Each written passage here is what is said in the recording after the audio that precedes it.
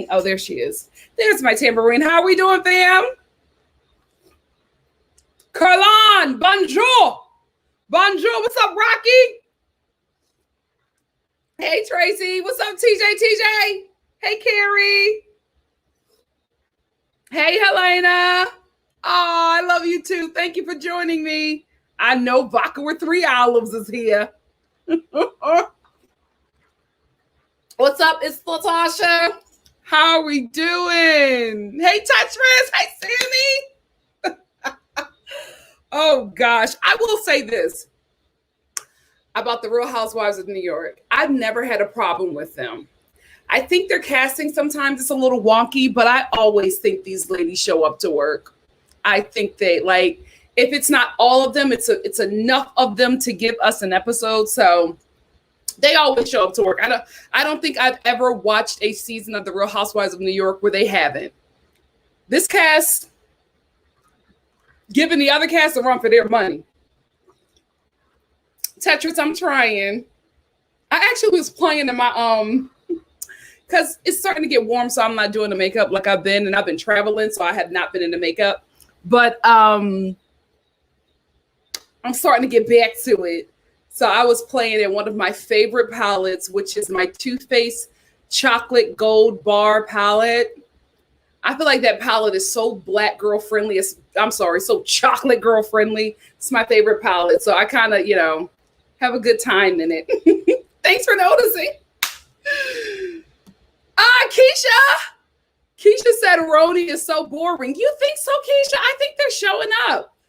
For it to be what is this, episode 4 or 5? Like, I feel like they're giving us something.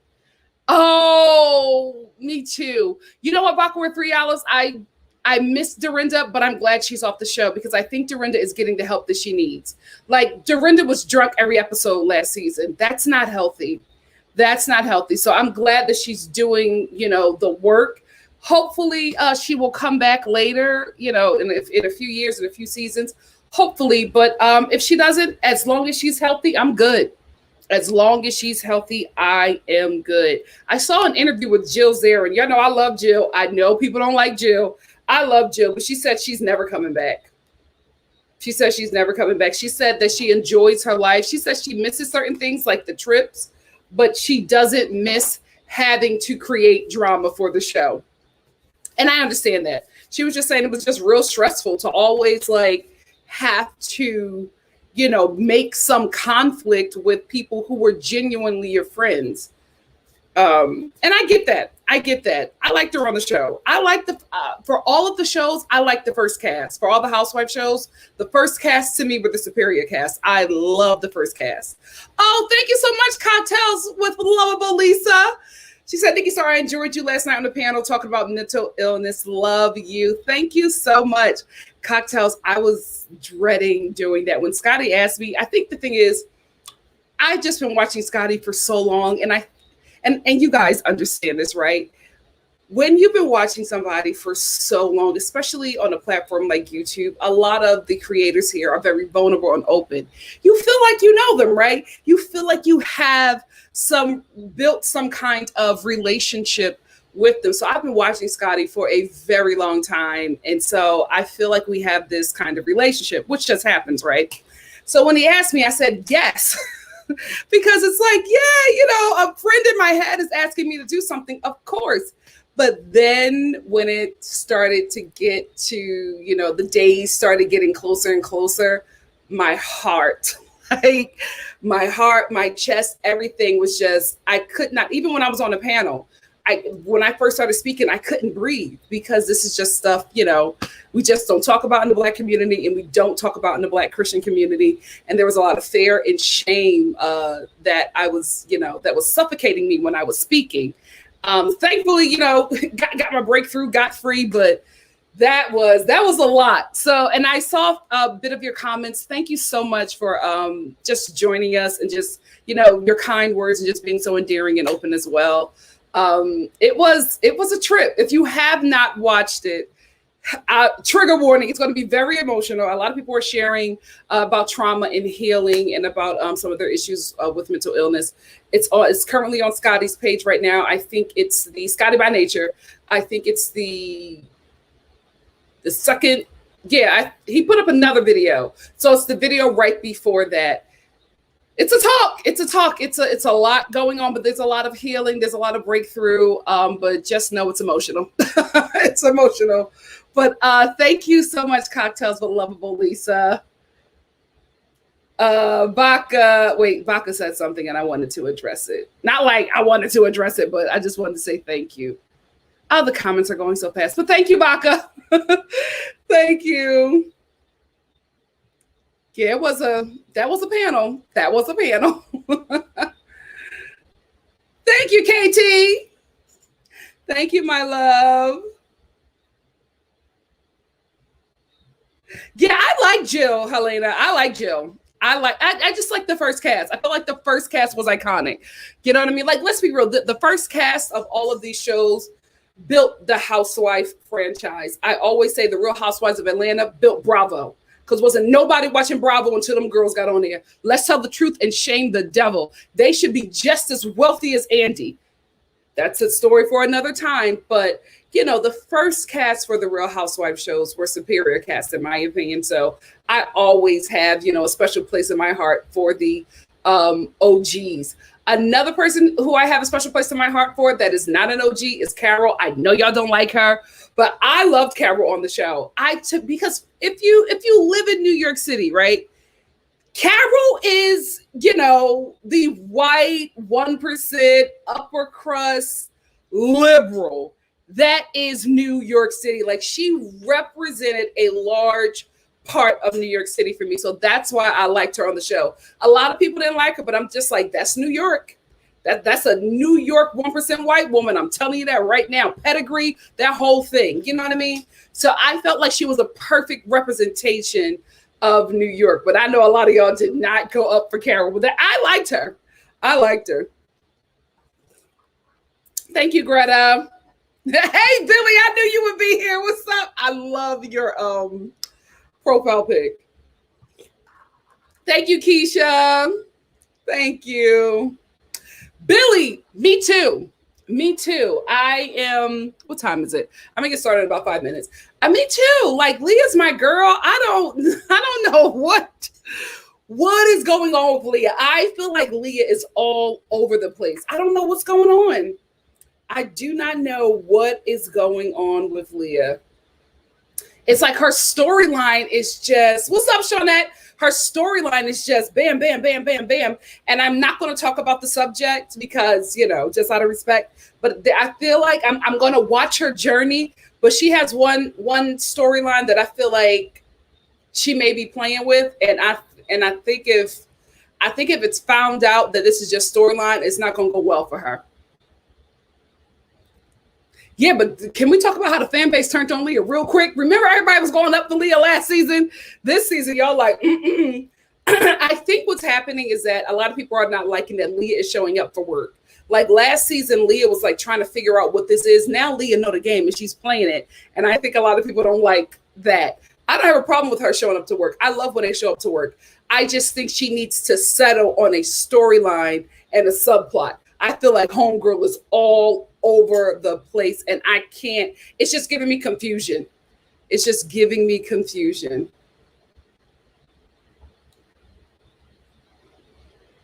Thank you, Tracy. This is the link for the YouTube chat that we did on mental health, and because it's Mental Health Awareness Month. So that is the video, the chat that we did. Again, trigger warning, it's emotional. We talk about a lot of trauma. So, proceed with caution. Hey, Sebastian, so glad you're here. Thank you so much. Thank you, family. We will get into that, Billy. I had no idea that Carol and Luann had beef. I had no idea. Blair, thank you so much for the super chat. Blair said, loving the turban and makeup. Like you said, I missed Dorinda and even Bethany and Carol. That was a good cast. That was a good cast. Thank you so much for the super chat, Blair. Okay, so we got a lot of people that like Carol. My God, today, don't go on Bravo and have them mention Carol. Don't go on their Twitter. They go off on that woman. And I don't know why. I was just like, this is New York City. This is a huge part of New York City. Me too. I hate it when Jill and Bethany fell out and Jill and Carol, because I felt like those were genuine friendships off camera. Because Carol and Bethany hung out Carol's first season off camera, and then I don't know what happened. Carol got a man, and her and Bethany just did not work. Did not work. What's going on? Hey, Netflix giving me a notification.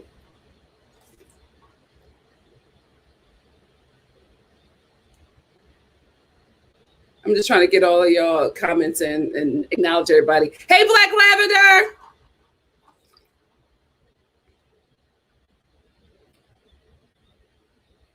Is that what is? Oh my gosh, Keisha, please don't tell me that Luann and Carol's beef is about that chef that Carol ain't with no more. Greta, no, I said that from the beginning. I said I don't think that reality TV is her thing. I don't think she to me is what she was before she got on here. She is like I get political commentator from her, political and culture commentator from her, somebody who is, no shade, above this, right? Not saying that she's better, but I just don't feel like Ebony is gutter. And I feel like that's what you have to be on these shows. What up, Billy? Billy said, do you think Ebony is a good fit with the New York City ladies? I feel that they are afraid to say something and a bit uncomfortable with her. No, I do not think that she is a good fit, and I think that they are uncomfortable with her. Ebony to me is not New York City. I don't get New York City, and I don't get reality TV from Ebony. I just don't think that this is her thing. I think that she is someone who I could watch her on a show, on like a documentary kind of show that focuses on philanthropy and like the good. I can see her on this show where Sonia is, falling out in a drunken stupor about, her family that abandoned her. Like, I just can't see her. I just don't think she fits. And I think the ladies are uncomfortable being around her. Yes, let's get the likes up. Let's get the likes up. Baka said, Carol said that Bethany changed when Carol didn't bring her in on some connections she had or something like that. It was so petty. I will say that I don't believe that. No shade. But Carol is connected. Carol don't need Bethany for anything. And I'm not saying that as somebody who likes Carol, but I'm being very, very honest with you. Carol is connected. If anything, Bethany would need Carol. Oh, good. I'm glad you like her on the show, Morgan. I just don't think she's a good fit, but I'm glad that people are enjoying it. And I hope she gets another season, because I feel like I don't know Ebony yet. Or not that I don't know, because what we know about Ebony is, for people who knew her before the show, you know of her professional things, right? I don't know anything personal. That's one thing that you have to do on these shows. You got to share your life. So if you're going to be a main apple holder, you're going to have to reveal some things about your life. So I don't know. I don't know anything about Ebony yet. It's also still pretty early in the season. So we'll see. We will see. I'll make my full decision after her second season if she gets another one. But right now, it's not working for me. I will say this. You don't really get to know the housewife until the second season. I think what a lot of you are seeing is who Leah is, and y'all don't like it. But I told y'all about Leah McSweeney. I told y'all about, this is who she is. She's all over the place, very scatterbrained, very opinionated, very messy, very good for reality TV. Before, when she was coming on, the ladies were hazing her on her first season. So everybody was going up for her because everybody felt bad about how the ladies were treating her. Now that she's in, fully hazed, the ladies are off of her, and you're able to see who she is. And y'all are just like, oh no, this ain't for me. I told y'all who that girl is. Now y'all discovering her text message with Micael Che. I told y'all who that woman is. Child, season 3. Woo! It's going to be interesting. It's going to be interesting. JT Lit, what's up, said, I get that Ramona is walking on eggshells. Luann seems like she was ready. Oh, she was. Luann seems like she was ready on that bus when she said, watch it. Be careful. Be careful, Ebony. I was like, oh, I love Luann. She was ready. Did JT, did you also see how she rolled up her sleeves? I said, Luann, what you about to do? You better be careful, Ebony. I said, oh, or else what?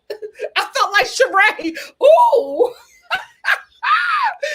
Oh, that was a good moment. Thank you for reminding me of that. What's up, Shan? Shannon Van is here. Shannon Van is here. Y'all gonna see her. Y'all gonna see who she is this season. I told y'all, nobody listens to me. I told y'all that this is who this woman is. I said, if you really want to find out who she is, go back and listen to a podcast. Go back and look at her Twitter from a year ago, 2 years ago. Homegirl is off the dome. I don't know if she still has her period Instagram. She back in the day, she had an Instagram for her period. That's Leah McSweeney. She's great for reality TV, though. Absolutely great. I'm glad that she's coming into her own. Oh my gosh, y'all don't know about that? You know, this is going to be a different review. This is going to be a different review because y'all don't know about the text messages. Okay. You know what? This is going to be a Real Housewives of New York chat. Let's get into it. I'll talk about some of the stuff in the review, but I feel like this is going to be different. So you know what? Come on in the room. Come on in the room. Whoa, come on in the room. Yeah, we got so much to talk about. So much to come on in the room. Let's get into it. Let's get into it. Let me see if my notes are here because y'all don't know about the text. I told you guys this. You know what? I don't know why I'm surprised. This is my life as a middle child. Nobody listens to me. I'm always giving out information and nobody listens to me until it's too late. Life of a middle child. Okay. Let me bring up the text messages. Oh, you know what? You know what I'm going to do? I want to actually show you guys the text messages. My God, today. I can't believe y'all don't know about the text messages. In her whole podcast. Ciao.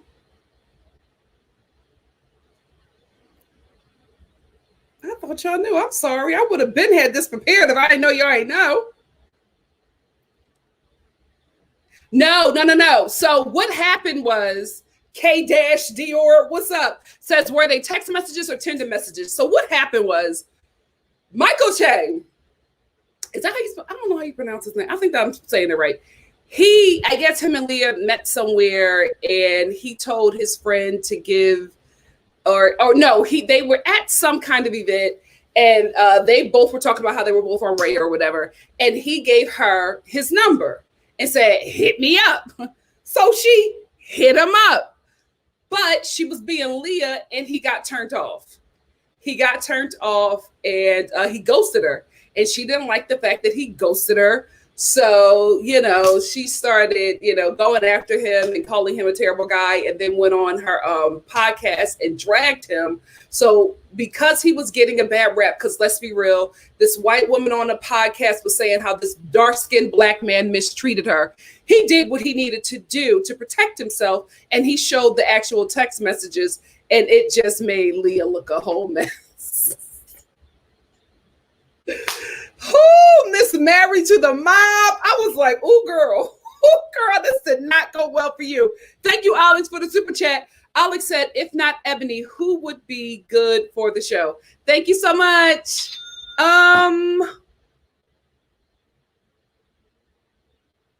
If not Ebony, who would be good for the show? There's not anybody that I can think of right now that would be a good fit for the show. Because we need somebody who is from New York. I need a New York City chick. What I was recommending was an Afro-Latina sister who was like in real estate. You know what I mean? Or, an African-American woman who was a part of, the New York Jack and Jill Society.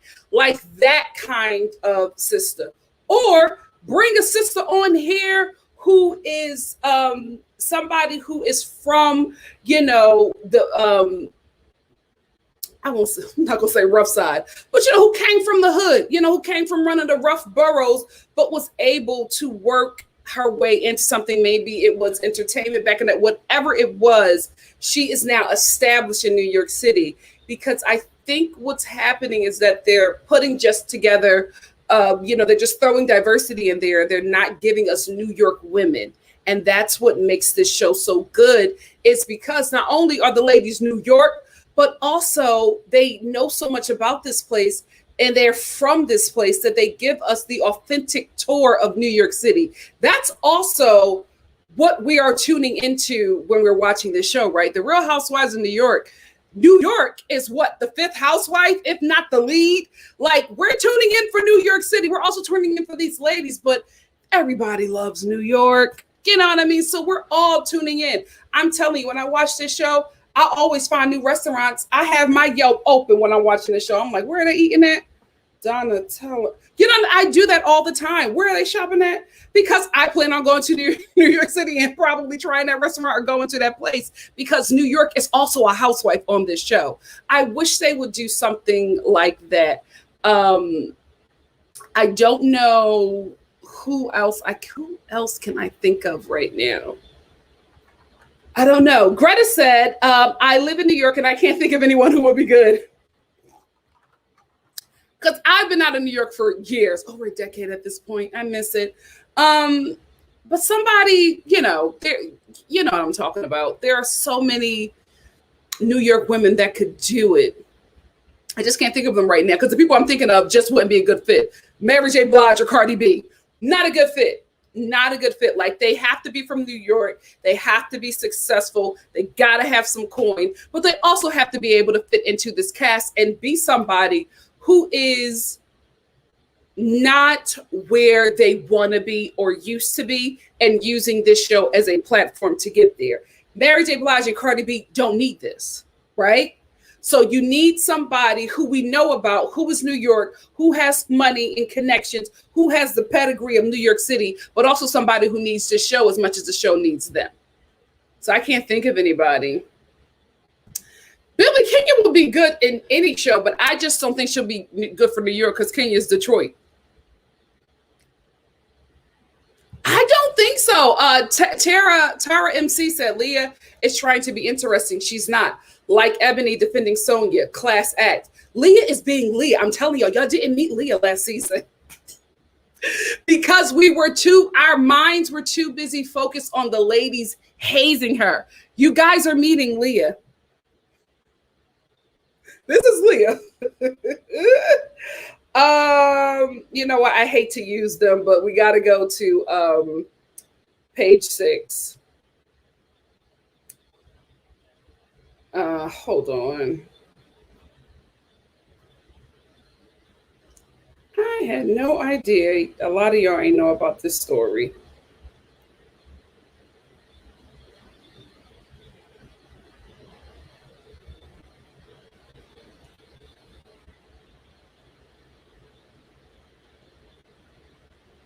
Let me tell you something. LA is getting hot. I don't miss this. I don't miss this.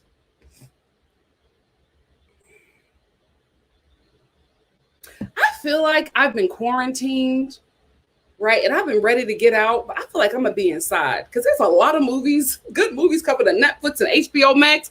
HBO Max is that girl. You better invest. HBO Max is that girl. But there are a lot of movies coming, and I'm just like, you know what? I think I'm going to be inside. I love Amanda Seales. She would not be good for New York. She would be great for Potomac. But Amanda doesn't need this right now. You know what I mean? Amanda does not need this. We got to get somebody who needs it.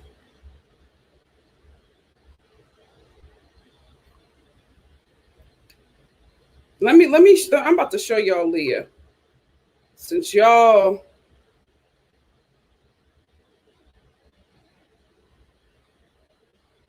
you know what? I'm not going to show it. I'm going to just read it, and then I will put in, because it's too much. It's going to be too much to try to upload this. I'm just going to read it to you.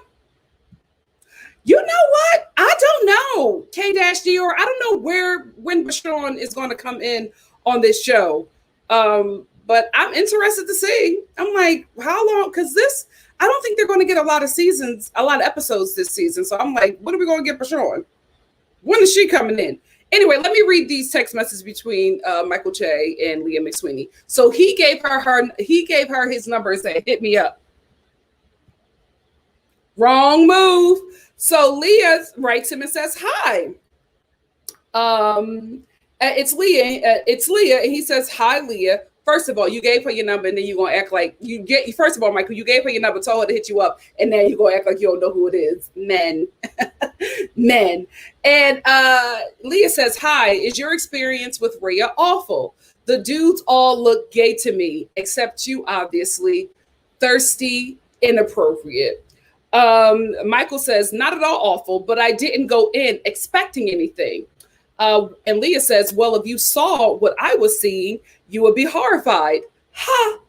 Michael, I guess women are less frightening. Leah, I've never been on the dating app thing ever before this. You were a millionaire matchmaker like 2 years before. I heard they look good. Men these days are just confused with how to dress, I think. Michael says, yeah, I've seen big fashion swings. Leah, lots of strange hats. LOL. That's Michael. Hey, remember me? Wait a minute. Wait. Okay. Leah, you text him this Thursday, September 29th. Y'all, after he said LOL, y'all didn't communicate again. Why are you writing him on Sunday, November 27th? Hi, hey, remember me? Michael, yeah, what?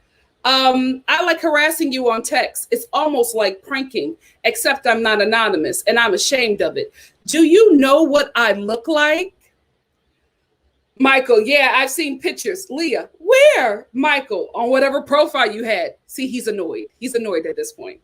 Leah, oh, RHOA, you still effing around with that thing? Michael, yeah, I like swiping. And then she says, what's up? He says, I'm chilling. How are you? She says, where's home? He says, I'm chilling at home. How are you? She says, where's home? I'm good, chilling at home too. He says, Hell's Kitchen, Manhattan. Leah says, I grew up near there. I feel like it's as gentrified as Hell's Kitchen is. It's one of the least gentrified parts of the city.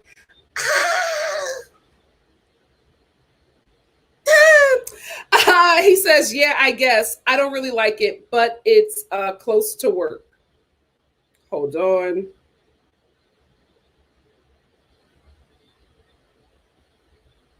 Because page 6 with all of these damn ads. Okay, hold on. Page 6 won't let me be great. Okay, so Leah says the whole gentrified thing. Michael says, yeah, I guess. I don't really like it, but it's close to work. Leah says lots of food options. Michael says I'm fat. Weird. But listen, it's weird, but he's a comedy guy. He's also a writer. Expect weird. You got to know what you're getting into, right? When you go after a certain kind of guy, you got to know what you're getting into. Comedy men, especially comedic writers, are going to be weird, off grid. There's nothing normal about them. So expect conversations like this. Then Leah says, I'm laughing out loud. Are you? He says, yeah. Then she says, like a little extra something or overweight. How tall are you? He says, like that. I'm 6'2". Does that turn you on? Weird comedy guy. Know what you're getting into. She says, it doesn't turn me off. I want to be fat. Can you help me? Now we're getting into what I'm really calling for, the BBC. He says, yeah, just sit next to me and do what I do. Leah, where are we going to eat? Because now it's a date, right? He says, seamless. She says, that's my favorite place. He writes, living. He's giving you one word. Pick up on it. Pick up on it. One word responses. You got to pick up on it. She says, don't sleep on Grubhub. Great ambience. And then he says, where do you live? She says, Brooklyn. I just moved from Manhattan in April. Dumbo, downtown Brooklyn. Weren't you the one talking about Hell's Kitchen being gentrified? Now you in Brooklyn. Okay, sis. He says, hot. She says, not really. I miss the city. Then she sends the guy who is obviously struggling with his weight, bread. And she says, does that turn you on? He says, not really. He just told you he was fat. She says, so what does? He says, girls. Then Leah says, LOL, are you more talkative in person or just fat? Girl, you're not getting that BBC now. And so so the conversation stops there, right? So then Thursday, December 1st, Leah said, what did you eat today? Girl, wrong. And then he doesn't respond. So December 19th, she responds again, what's up? Then no response from Michael. December 29th, Leah, you hate me because I'm white. Our conversations are everything to me, by the way. We have a lot of friends in common, and if any of them saw this, I would be so ashamed. He writes, what? Because, after that, like, how can he not respond? She says, oh, wait. Is this the...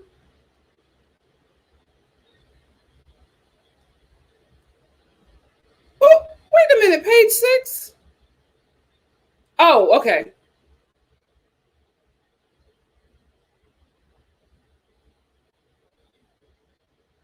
Hold on, I'm sorry.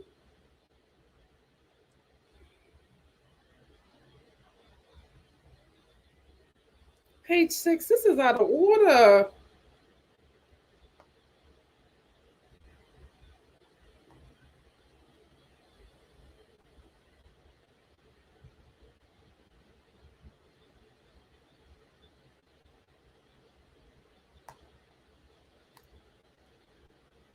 You see, it's page 6 with these damn ads. I'm trying to clip out of them.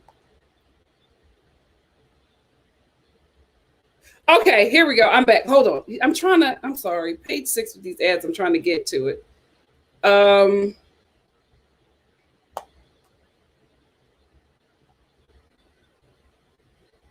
This is God punishing me because I shouldn't be on page 6 in the first damn place. All right, we got to the fat.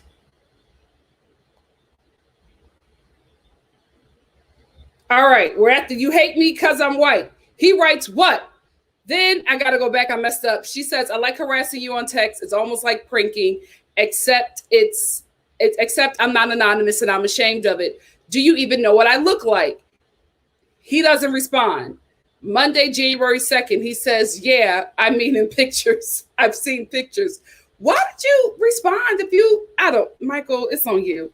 She says, where? He says, or whatever profile you had. She says, oh, Rhea, you still effing around with that. Yeah, I like swiping. And she says, the guys all look so gay, mad metro. He says, I wouldn't know. Then she sends him, my new profile pic is way better than it was. Why didn't you get the memo? I would never be texting a guy this long. I love my soul. She says, what do you think? He says, I don't remember the other one. Then Leah says, you like white girls, LOL. Oh, no, wait. No, I'm sorry. We didn't get there yet. She says, you like effing with girls.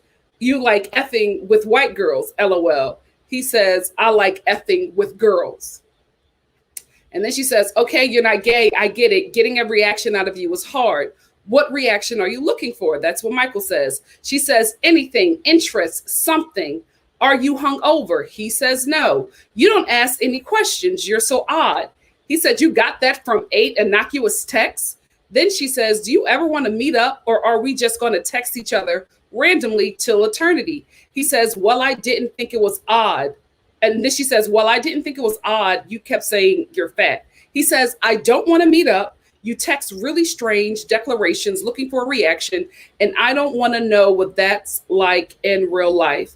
Leah, LOL, are you serious? You text me saying I'm fat. I'm so fat. I think you're looking for a reaction. Michael, yeah, okay. Leah, I'm a really good friend of Sife's. I guess that's the one who, hooked them up. He said you were a cool dude, or I'd never give you the time of day with your bizarre texting. LOL. Michael, that's fine. Leah, seriously, congrats on everything. You're hilarious. He said, thank you. That's really nice of you to say. Then she sends him these, emojis. And then she says, check out this great podcast. Hope you can make it sometime in your busy schedule to listen. You gave me some great content. Why men think it's okay to talk to a woman they never even met in such a arrogant and gross way. It's definitely a disease going around. It's not just you.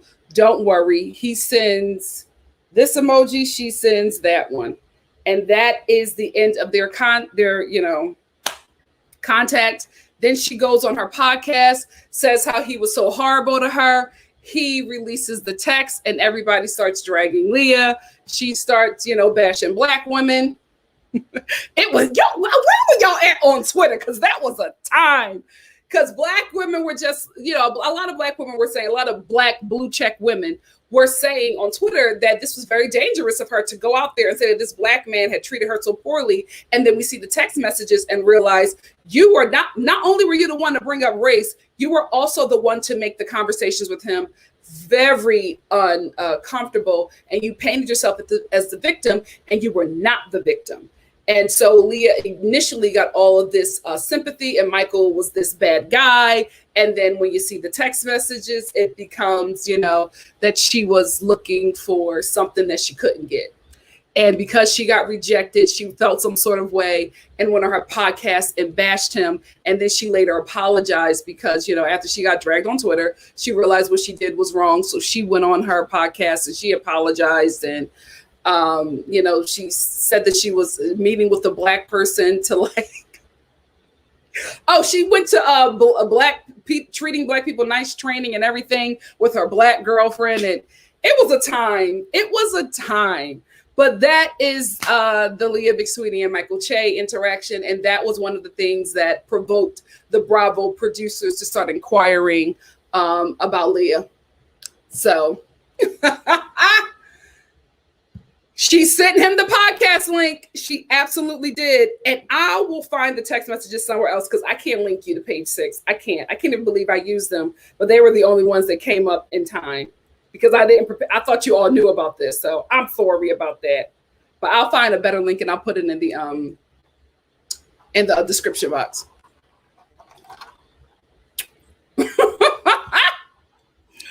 Damn it, Janet said, that's what we call reality. She sure did. And if you listen to the podcast, the way she is talking about Micael, you would think that he was just, physically assaulting her. The way she made him seem, and then you see the text, and it's just like he would not talk to you for 60 days, and then you would not only hit him up, but you would always bring your race into it. It was very weird. You like effing white women and bringing up gentrification when you are a huge gentrifier, and you don't like me because I'm white. Why would anybody non-Black, non-white want to get into a relationship with somebody like you when you are not only are you introducing race into the relationship, but you're introducing race in a way of bashing this person because they're not interested in you. Real weird. But she got dragged for days because she would not let up. She was just like, oh no, what he did to me is wrong. And everybody was just like, you don't know what you did. What you did was extremely wrong. You went on your podcast and said that this Black man mistreated you poorly. And because of who you are, the platform that you had, everybody, because this is America and you're a white woman, everybody believed you immediately. And, a lot of people started to harass Micael, call him all kinds of names. His Twitter comments were a mess for a while, a lot of racist stuff. Like, girl, you put that man in danger because he was not interested in you. Take a hit. Everybody gets rejected. Not me. Let me stop. I've been rejected before. Who rejected me? I can't even think. I can't even remember. It was so long ago. Oh, he did reject me, but he's in prison now. So I won. But, it happens. It happens. Move on. She turns it into something so big for content and it backfired, but it got her on the show. So absolutely, Phil. The thing with Leah is that she acts like she's not privileged. And I think with Ramona, she tries to point that out and says, oh, Ramona is this kind of white woman. It's just like, you're the same thing. Just because you know a little bit of African-American vernacular and probably banged a black guy or two doesn't make you different. Your actions make you different, and you are exuding the same qualities and doing the same things that Ramona is doing. You're just doing it with a fun little New York accent and wearing a bodycon leopard dress with Little Kim on it. But you're the same thing. That's the thing. Like she looks at Ramona as something that she needs to take down as this liberal white woman. And I'm like, you're the same thing. You're looking in a mirror, and she don't get it. Because why in the hell are you, your first thing to say to Micael is that, oh, that area is so gentrified. And then you tell him that you live in Dumbo, Brooklyn. So you're not the gentrifier, but them other white people in Hell's Kitchen is. Okay, girl. Whew. White liberals, my God, today. We need to have a talk, because child, y'all be thinking y'all better. Y'all be thinking y'all better. A lot of y'all the same thing as the Republicans y'all keep on trying to tear down. Y'all not better. Y'all the same damn thing. Different locations, same demon. Thank you, Tracy. And it's not page 6. Oh, gosh. Listen, Yana said, I don't want to meet the real life equivalent of these texts. Micael read her without trying. That's what hurt her. That's what hurt her. Because she just, I think she felt like, and let's be real, I think Leah felt like, because I'm a white woman, you know what I mean? And I am not only a white woman, I'm a white woman with some kind of status. This black man is going to drool at the thought of me even being interested in him. And when she did not get that, she felt some sort of way. She felt some sort of way that Micael Che was turning her down. She did not like it, because she thought that she was going to get him with that, with just being a white woman alone. If she did not think that, why was she leading with that? You know who these kind of people are when they lead with, are you interested in white girls? You like black girls? You know what's going on there. You know what this is about. I will not be your first. I will not be your fetish. Keep it pushing. Keep it pushing. So Micael saw who she was from the get-go. I wish you would have just blocked her. It would have been, but you know what, Micael? Lesson learned. Lesson learned. You'll block her next time. You'll block anybody trying to come at you like that next time. One word message. Elena said Micael read out with the one word messages. When a man starts texting, or anybody, when you're trying to have a conversation with somebody, and it's okay. Yeah, sure. Wow. A thumbs up emoji. They're not interested. They're not interested. I sure did. I sure did. I won. I won.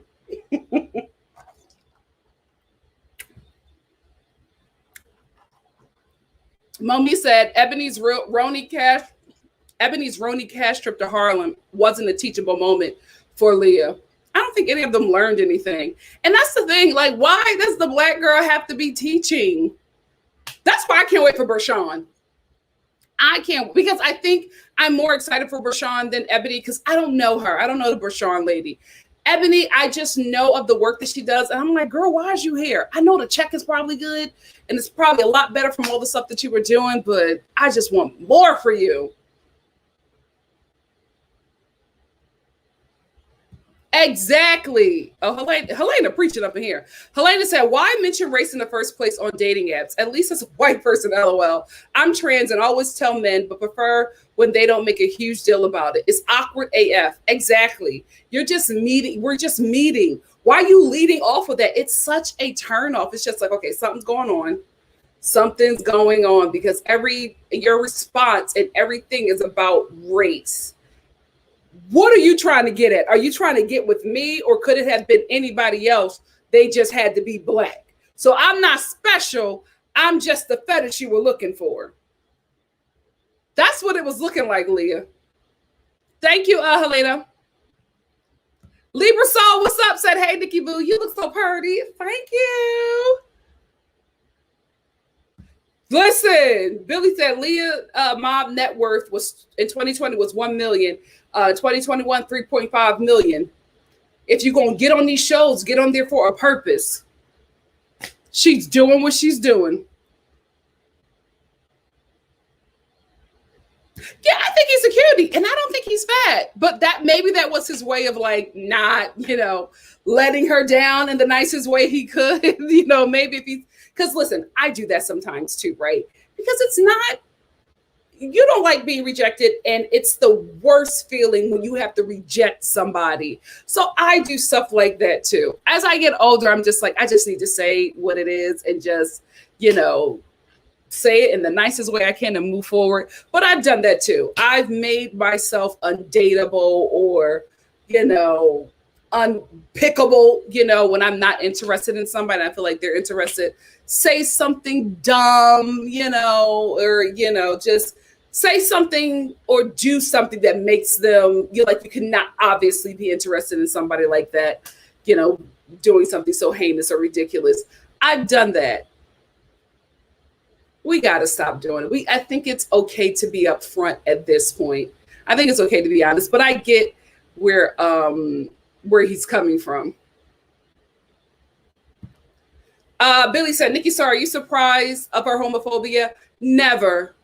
Homophobia is embedded within the American society. Any society, let's be real, any society that is under Christian teaching is going to have, I won't say bouts, but are going to have issues with homophobia. Like it's the American way. It's the American way. Gay people couldn't get married a couple years ago. I'm not surprised. I'm not surprised that somebody like Leah would write that and feel okay saying that and not, feel at all mortified that was something that she said. I'm not shocked. But straight women do that all the time. That's why, and I wish straight women would listen.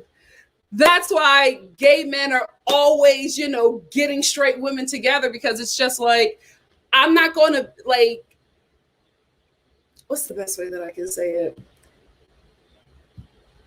You can't be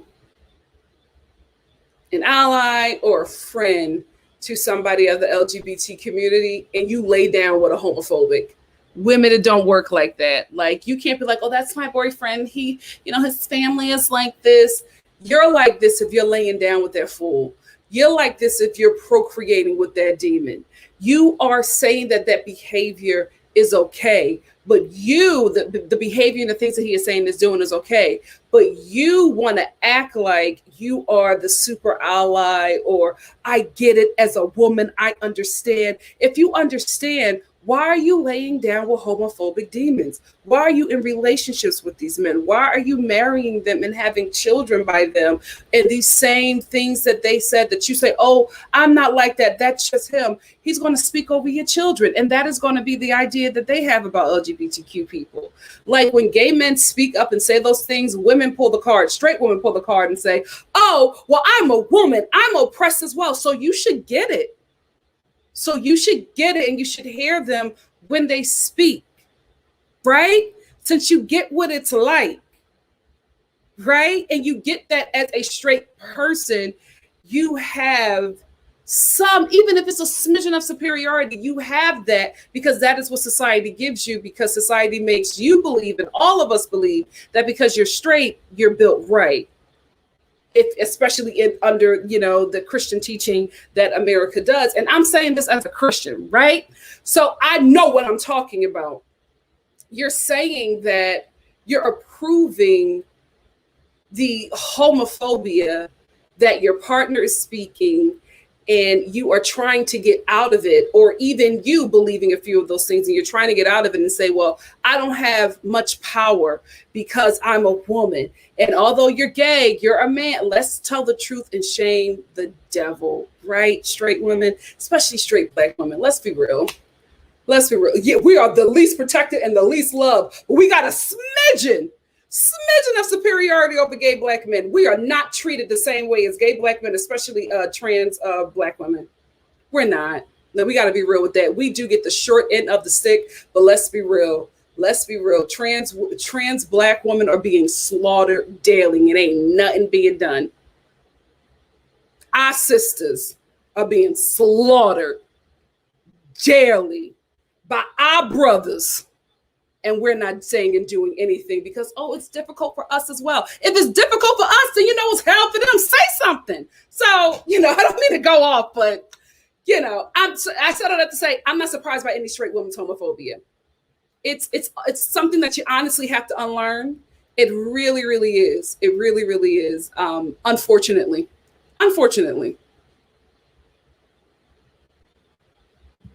Absolutely, because the audience, the majority of housewife fans are gay men. And they're the same men that's doing their hair, doing their makeup, styling them.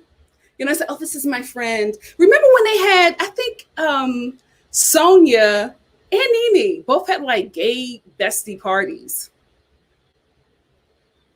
Neither one of them could deal with would listen to the backlash that came with that. It was just like, it felt a little fetishy, guys. I was just like, oh no, these are my gay besties.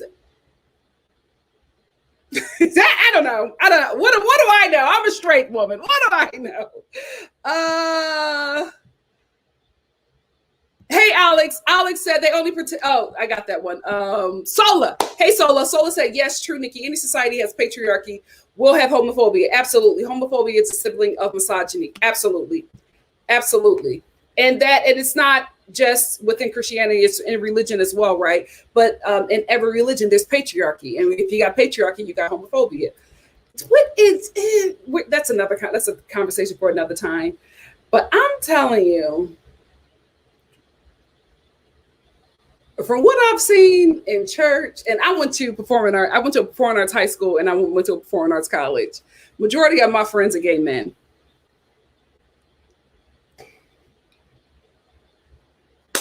A lot of these men ain't straight. That's a conversation for another time. Because baby, I've seen some things. Miss Brown Sugar said homophobia is way more than the American way. Absolutely. Guys, when I speak of these things, I only speak 100% concerning America and being Black and being a woman, because that's what I know. I don't want to say this is the same thing in Europe or South America, because I don't live there, right? So I can't say for sure, but I know for certain about America. So, but thank you very much, Miss Brown Sugar. Miss Brown Sugar said homophobia is way more than the American way. Any society built on patriarchy has a vested interest in maintaining a narrow view of manhood and masculinity and femininity in the same way. At the end of the day, it's just about control. That's what it is. What can I control and what can I profit from? Listen to Tracy. Thank you for the super chat, Tracy. Tracy said 157 in the room and 51 likes. Like this live, please. Back with $3 said, especially Portia is still anti-gay too. I don't know Portia, so I don't know if that's true. I will say I wouldn't be shocked if all of the housewives. But I think we all know that's why I think I didn't want, just diverse people thrown into these Bravo shows, because it's just like, we know who these women are, right? We know. We're just watching the show to be entertained. But we know what we're getting. We know who these women are.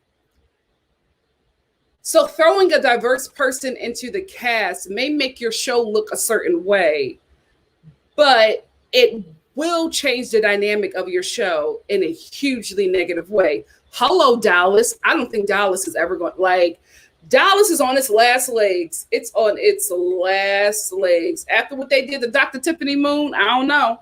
I don't know if Dallas is coming back, or if it can come back the same way it is. Yona said, aside from Leah, can we also speak about how Sonia, though I love her, needs to get off the show? She's a downward spiral, and it's not fun to watch. Ramona is making more sense than you. This is the thing about Sonia. She needs the money. She's this is a thing, Sonia. What's going on with your kid? I'm sorry. If I have a billionaire child, I'm eating forever. I don't understand, because she said that in this episode, she said she put everything in her daughter's name now because she's of age. She moved out. She got her own apartment. As for me in my house, if my child is a billionaire, I'm not struggling. I'm not trying to, I'm not running the jobs. I got a billionaire child. It's time to take care of mama. I'm getting up there. I don't know. It's just very weird to me how she's always struggling financially. But I think Sonia is comfortable for middle class people, right? I think that she wants to be comfortable for the 1% because that is the world that she knows. Like Sonia was married to a Morgan, right? Some bank people. Also, Sonia, do you know what happened to that huge ship full of cocaine that was dropped in Philadelphia? Do you know what happened to that? Because we ain't heard about that since. Let's talk about that. Ebony, bring that up. But anyway, I think she desperately tries to get back to that lifestyle because she was that girl. That's why she gets bothered with Ramona when Ramona creates relationship with people who she was that girl over. And I think she tries so desperately to get back to that life. But I think she's middle class comfortable and she don't want that. She had a taste of that 1% lifestyle and she don't want to leave that. So I think she's always going to stay on the show because that's her bread and butter. She doesn't have anything, her line for Century 21, that's done. She can't sell that townhouse. I really feel like, Sonia, you need to just make the townhouse reasonably priced. I think you'll get it. I think you'll get a nice, not even a couple. I think you can get a good 8 to 9 million for that. I know you want more. I know she wanted like 32 million. It ain't going to happen. It ain't going to happen. That dilapidated, condemned townhouse, ain't nobody buying that for 32 million. You probably could get 10 with the right realtor, but let that go and live off of that. And your freaking child. No way. No way I got a billionaire baby and I'm starving. And I'm going to work. Nah, I birthed $1 billion. I'm good. I don't understand.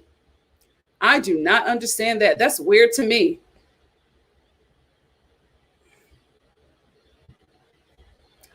Shed Pearl said Dallas should be a black cast. There are many prominent black people in Dallas. Absolutely. Absolutely. I agree with that. But I think they also, want to showcase a certain part of Dallas. They said, we're not the Real Housewives of Houston.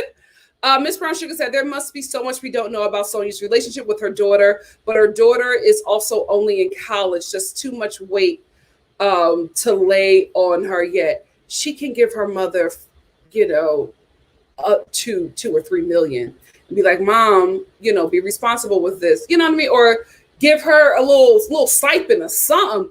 That Sonia's daughter is worth like a couple billion. That girl will be fine for the rest of her life. She will die wealthy. Your mother got what? 20, 35 years? You can take care of her. Oh, that's even better. So you could get 12 million with that. You got a townhouse next to a parking garage in New York City. Get your coin. Get your coin.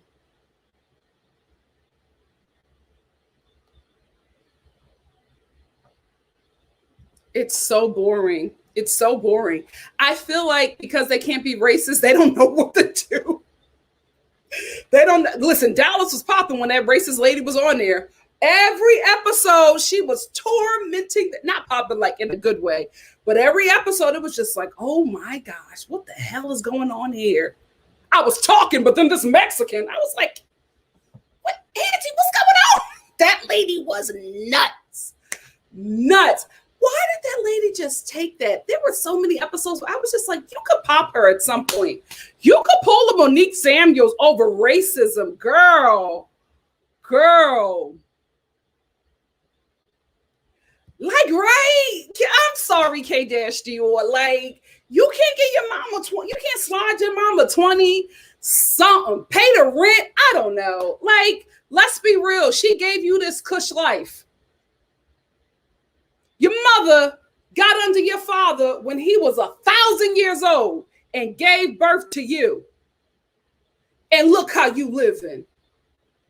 Give your mama some money. Give your mama some money.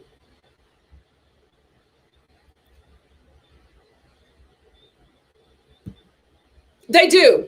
And I can just say that from my little trip there. Like, I was just like, Dallas is very diverse. I didn't think it was this diverse, but again, I'm a northerner. This is like, the pandemic has forced me to the South. I never thought that I would be in Texas. I was in Texas. I was in Denton, Texas, and I was in Dallas, Texas. Never thought that would happen. And I was in Atlanta. Look at the pandemic pushing me back to my roots. Because y'all know, I think I've told you this before, but my dream is to buy the plantation in Savannah, Georgia that my great grandmother was born on. Because that's where, my family lineage starts. Hello, I'm telling y'all, you're looking at a Black person that's 2 generations away from slavery and a generation away from Jim Crow. Child, I was a couple of pumps away from being born on a plantation, but that's my dream. I would love to buy. I want to buy the plantation. This is my plan. I want to buy it, set it on fire. Oh, I'm setting it on fire. Me and my family are holding hands in a prayer circle and singing Negro spirituals. I'm going to get somebody to bless it. I don't know who. I'm thinking of who I could get to bless it. Maybe one of the elders in my family. Get them to bless the land. Then I'm going to rebuild the land and I'm going to make it a center named after my grandmother. I want to call it Irene's house, and it's going to be a center for Black single parent women who just need help and who need protection and any resources that we can get them. I want to give it to them. So that is the dream, and it'll happen. I believe God. That I'm setting that plantation on fire. I'm burning every tree. I don't care how old it is. My ancestors was hung from it. It's going down. We'll rebuild. I'll put like peach trees and lemon trees and avocado. We'll rebuild. No weeping willows on my plantation. We'll rebuild and we'll rename it as a family. But that's the dream. That's happening. That's happening. Yeah, I can't wait. It's going to be amazing, Alex. And you all are invited to the grand opening. Oh, God. Alex said that you think the Chase family told her not to give Sonia any money. I wonder if the relationship between Sonia and the Morgan Chase is good. I don't think the Morgan Chase family is good with Sonia. I don't, especially after the stuff she says on the show. I wouldn't be good with her either. Even if they told, even if my father's side of the family said, don't give your mother anything, I'm giving my mom money. They don't have to know. They don't have to know where that money is going. They don't have to know. I could be like, where did you spend $20,000 on? Oh, Gucci had a sale. You know what I mean? Like, that's what I would do. But that's your mother. Take care of your mother. Because we haven't heard anything about Sonia being a terrible parent. Take care of your mother. You know what? I didn't want this to be a reality TV chat, but I think that's what it's going to be. I think that's what it's going to be. Oh, yeah, it's happening, Ashley. It's happening. Anyway, let me just talk a little bit about the episode, and then we're going to get into Potomac, and then we're going to get into, because there's a lot of stuff that's happening now. So we're just going to make it a reality TV chat. We're going to get into Potomac. We're going to get into the Potomac trailer. And then oh shoot, we can't, because I can't watch it. Oh, I'll get my AirPods. So we're going to get into the Potomac trailer. I'm going to try to show you all as much as I can. We're going to get into the Love at the Lockup trailer, and then we're going to get into Drag Race. We're just going to do reality TV. Why not? Why not? Yes, mommy, you all are invited. You all are invited. JB says they would have to do a Real Housewives of Houston for Black people. I think they can put them in Dallas. Dallas has a lot of Black people. You know what? I'm telling you, Black people are just hitting from everything. Everything I've seen from Dallas is not Black. Black people all over Dallas, Black and Mexican people. White people were the minority. Like, I didn't see a lot of white people in Dallas. And I was in the little cushy parts. Because that's what I do. Y'all know I'm bougie. I was just like, oh, it's another Black person. Okay. With big boots. Black people in Dallas love boots. I think people in Texas just love boots. What mountains y'all climbing? I don't know. I'm a northerner. Anyway, D. Marie says Sonya got effed over in the divorce.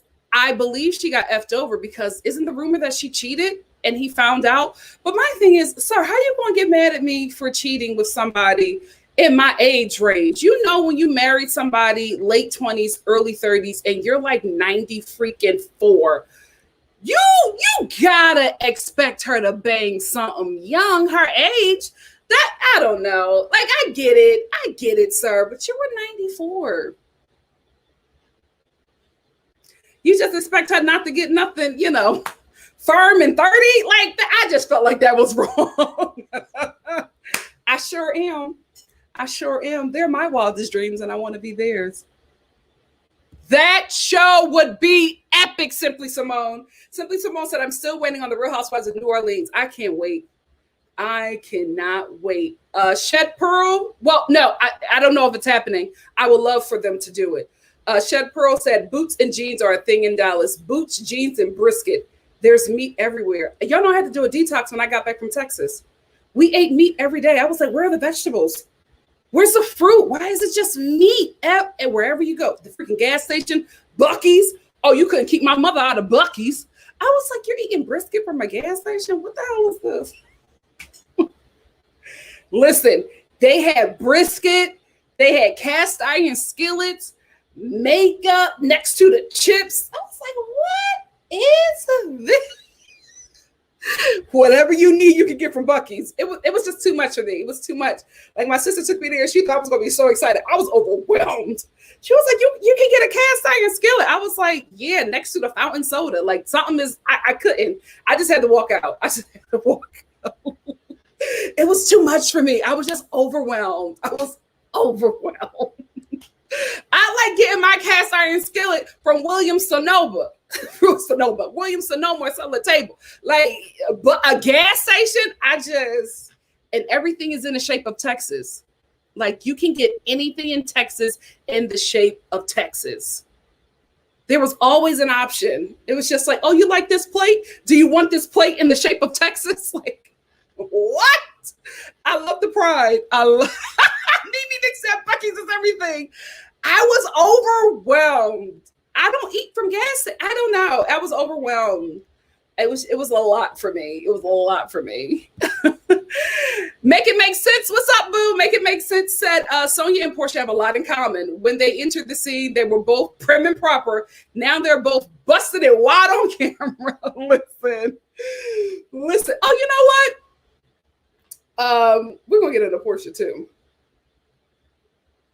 I will say this. This is the one thing I want to say about Luann this episode.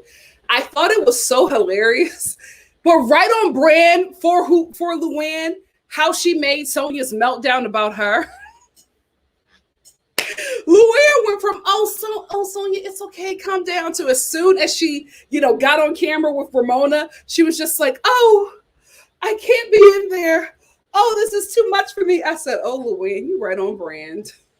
Sonya's having a whole meltdown. And here you go, making this whole thing about you. Girl, that's why she got to stay on the show. That's why she has to stay on the show. Sonya and Ramona are frenemies. There's not a word to describe their relationship. It just seems toxic. I don't know. They're just going to be like this forever. They say the most vile things about each other. They do the nastiest things to each other. And then in 2 seconds, they're besties. Weird, but it works for them. Ebony, I want to see her mother on this show.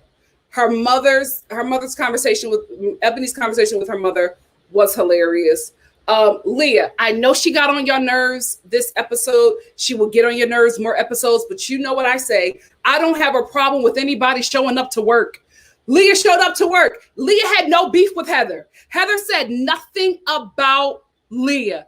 Leah showed up to work. She gave us a scene. What she was not going to do was let them ladies sit there and have a nice little dinner. She wanted to bring up Heather's podcast. And she used this lie of, oh, because she said these mean things about you, I don't know what she going to say about me. You don't got no beef with that woman, but you need another storyline. You got too many storylines, mama.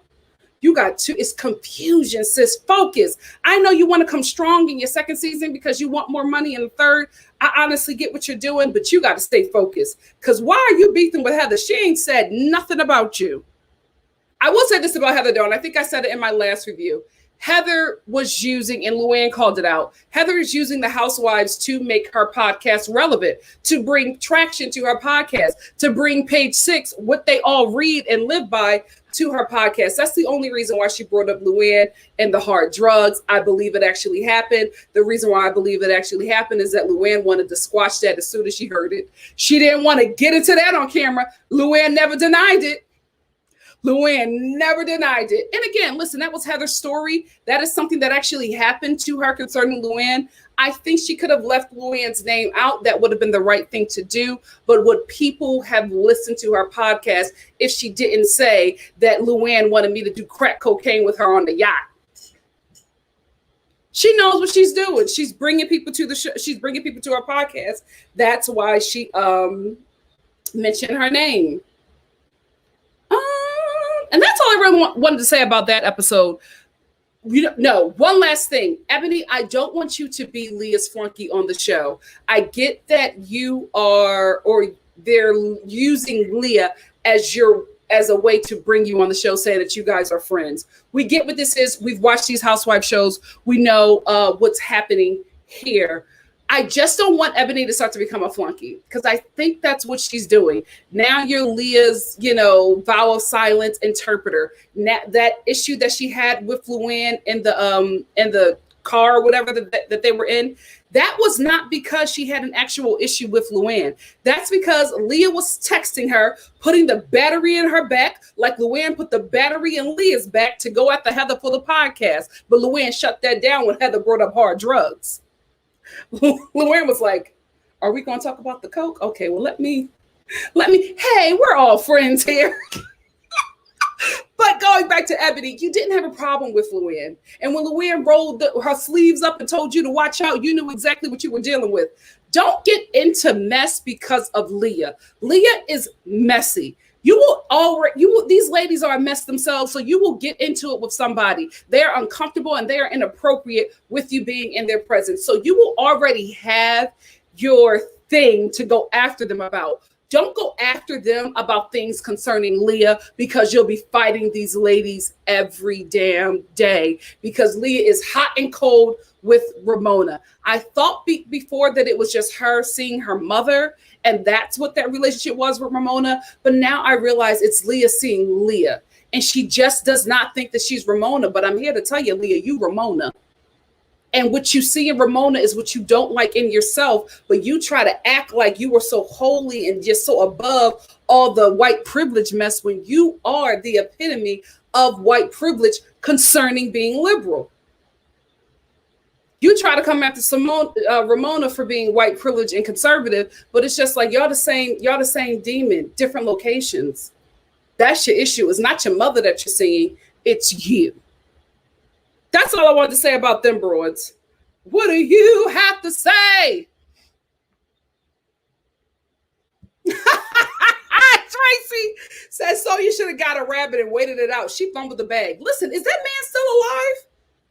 Is Sonia Morgan's husband still alive? Because he was elderly in that picture that she took with him and her daughter, which was like 20 years ago. Is he still alive? What's his name?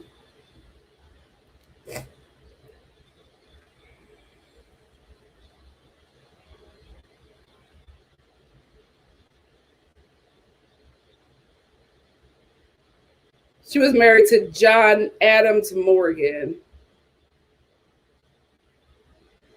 John Adams Morgan got to be dead. He was 90. He was 90 in 2006.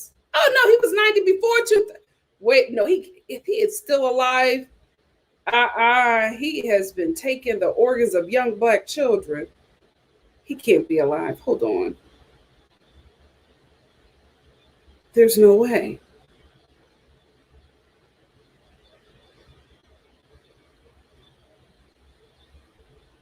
John Adams Morgan. Born. Oh, he's 90 today. Oh, he's 90 today. I was like, was he 90 in 2000? Oh, he's 90 today. Damn, he about to turn 91. Yeah, Sonia. Yeah, no, Tracy, she couldn't wait it out. She couldn't wait it out. Listen, I just feel like, really old men, when you give with really young girls, I think you should just turn a blind eye to the hot pool boy.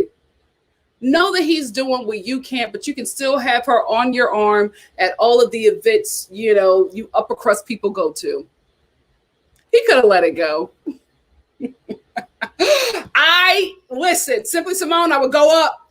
The Real Housewives of Vegas would be messy. They would be fighting every day, but it would be a good time.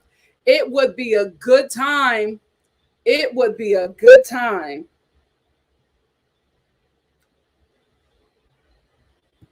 Rita, hey, Rita. Rita said, Ebony does not fit. This is not her style at all.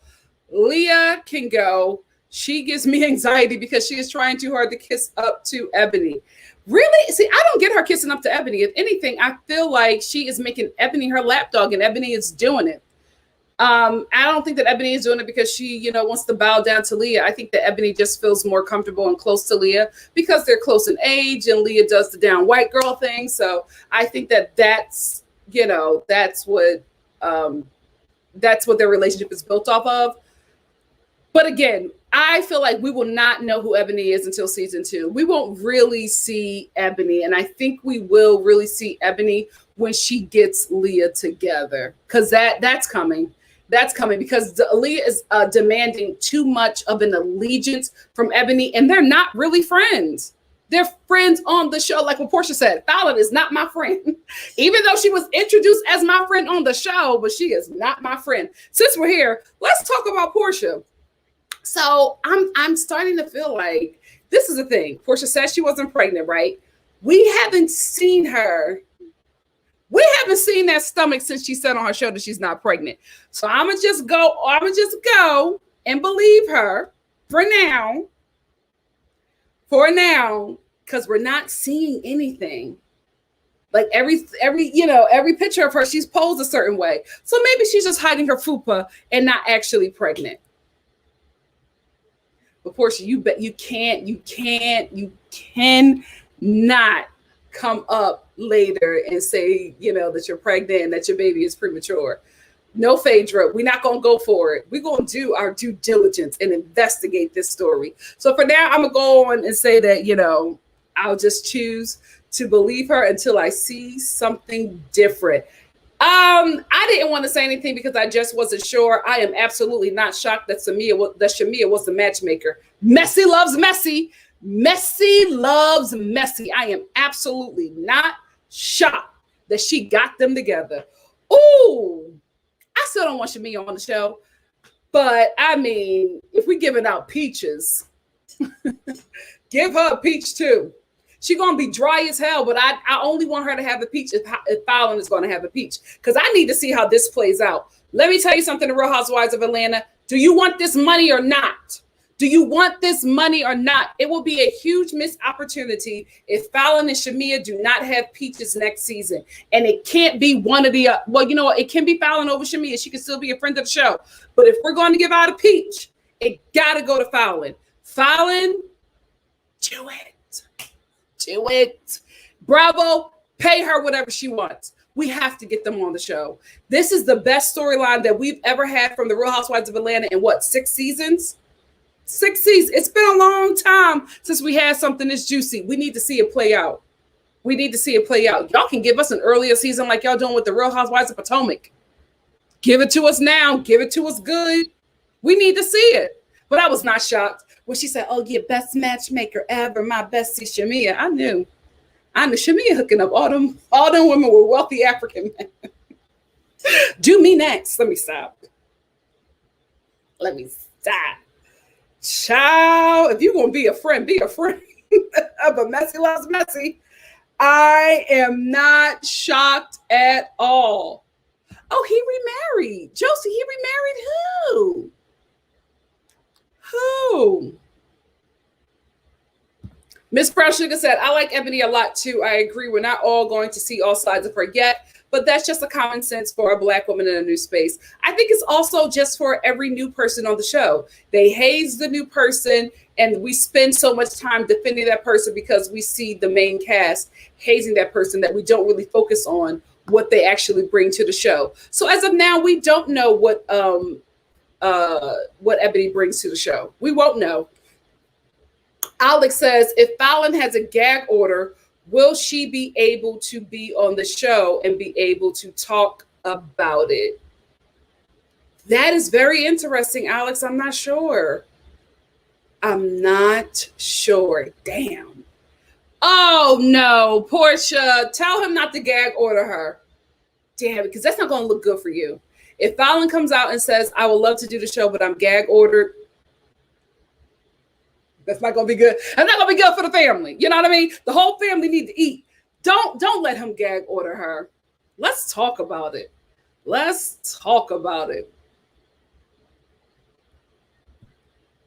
Jade, you don't think she deserves a peach? She's the main storyline.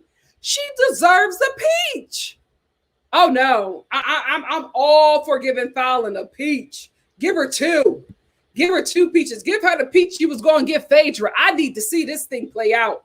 Hey, Nicole. Nicole said they need to be filming themselves right now on their phones or something, especially with kids. Oh, yes. Let's go. This is a reality TV chat. Let's get into Kandi and what the hell is going on with Blaze. There is so much I know I have to talk to you guys about. Oh, my gosh. Let me bring that up. Child, y'all are dragging that restaurant. I don't know if listen, this is the thing. I don't know who don't like Kandi, who called the health department, because I just don't think, I don't know. I'm just like, y'all really gonna go to the health department is really just searching around and they found Blaze? Nah. Somebody called. Anyway, let's get into it. So, Real Housewives of Atlanta star Kandi Burruss's Blaze Steak and Seafood restaurant has failed its health inspection, which would allow it to reopen. Blaze Steak and Seafood restaurant, the steakhouse was supposed to be featured on Kandi's new spinoff that is still in production. Oh, bravo! Are you filming this? Oh my God. Are you filming this, Andy? Listen, I know you want to be everybody's friend. Let's get to the money. Are y'all filming this happening right now? Oh my God. The steakhouse was supposed to be featured on Kandi's new spinoff that is still in production. Bravo revealed that the show is set to premiere in late 2021 and will also showcase the singer's ability to grow her business. Kandi has an intense season, and she had to keep quiet about Portia Williams' tryst with Bolo, the stripper, while Kenya tried. You know what? Who wrote this? Because you seem like a hater. Jennifer O'Brien. There was no reason to bring Kenya in there. I was able to catch it. Because you sound like a hater. Anyway, the restaurant is owned by Kandi and her husband, Todd Tucker. Blaze opened in November 2020, and it claimed to offer a fine dining feel and an elevated take on steak. Unfortunately, the restaurant failed its health inspection on May 18th. The outlet shared that the restaurant scored a 55, which is considered failing. Thanks. Is it 55 based off of out of 100? And it closed its doors on May 20th in order to address the issues cited in the health inspection. The inspector did not find any bugs or rodents in the restaurant. Listen, because that's what I needed to know. Is it a roach or rat problem? That's what I needed to know. The health inspector found multiple infractions and took points away for observing a kitchen worker switching from raw seafood to ready-to-eat foods without washing their hands. The prep coolers were too hot at 41°C, lack of procedure on how to handle vomit, residue in ice makers, lack of consumer advisory, storage problems, and staff wearing inappropriate jewelry. Now that last line seemed racist. Black people wear jewelry. Let that cook wear his gold cross chain and make them burgers. Stop hating. Oh, wow. Jennifer O'Brien, you are a hater. The Real Housewives of Atlanta fans may remember that this is not the first time Kandi's restaurants have been called out on health code violations. The Georgia Department of Health also recorded an incident at the Old Lady Gang in August of 2017. At the time, it was given a C rating due to lack of soap in bathroom and soil buildup. Hopefully, she can get her ducks in a row and reopen soon. Oh, Jennifer O'Brien is a hater, Kandi. You got a hater in the midst and you don't even know. Since we're here, since we're talking about haters, let's go to the Blaze restaurant. This is a mess. Let's go to Blaze restaurant in Atlanta on Yelp. Let's see what they saying. Let's see what they saying. Kandi, I love you. I just got to report the news. I love you. Blaze, Atlanta, Georgia. What are they saying?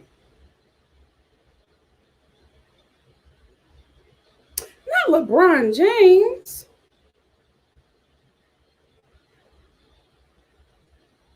Blaze restaurant.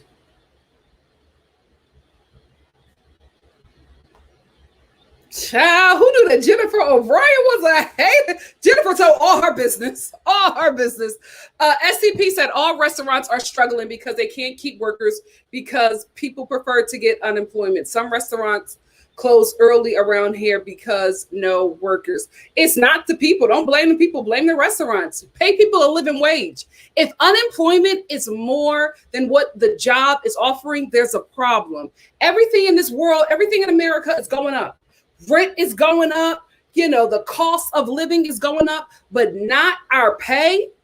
Pay people what they're worth. Give people a living wage. The minimum wage need to be honest, we fighting for $15. The minimum wage need to be $20 damn with the way everything is costing in America. Raise the minimum wage and then people will come back to work. Period. Let's get into the Blaze steak and seafood reviews on Yelp. I'm not looking for bad reviews. I'm just going by the first ones. Oh, they're not bad. Oh, well. We're going to start with the positive one. This was... Okay, girl, you got a lot to say on Yelp. Let me tell you something. For people who use Yelp, I'm a Yelper. I keep it 1 to 2 paragraphs. This is too much. I'm not reading all this. I'll find another one. If it's a roach, start off with, I saw a roach. Start off with that. All of this. But you know what, girl? I'm going to read you Andrea G. She said, this was a fun experience. I tried to get in 2 weeks ago, and I was told that you couldn't get a table without a reservation. I made a reservation for today, and it was empty. It just made me laugh. Are you Jennifer O'Brien? The employees, nice and friendly. It wasn't a long wait to give me my order. The greeter wears her mask under her nose, but other than that, they were nice.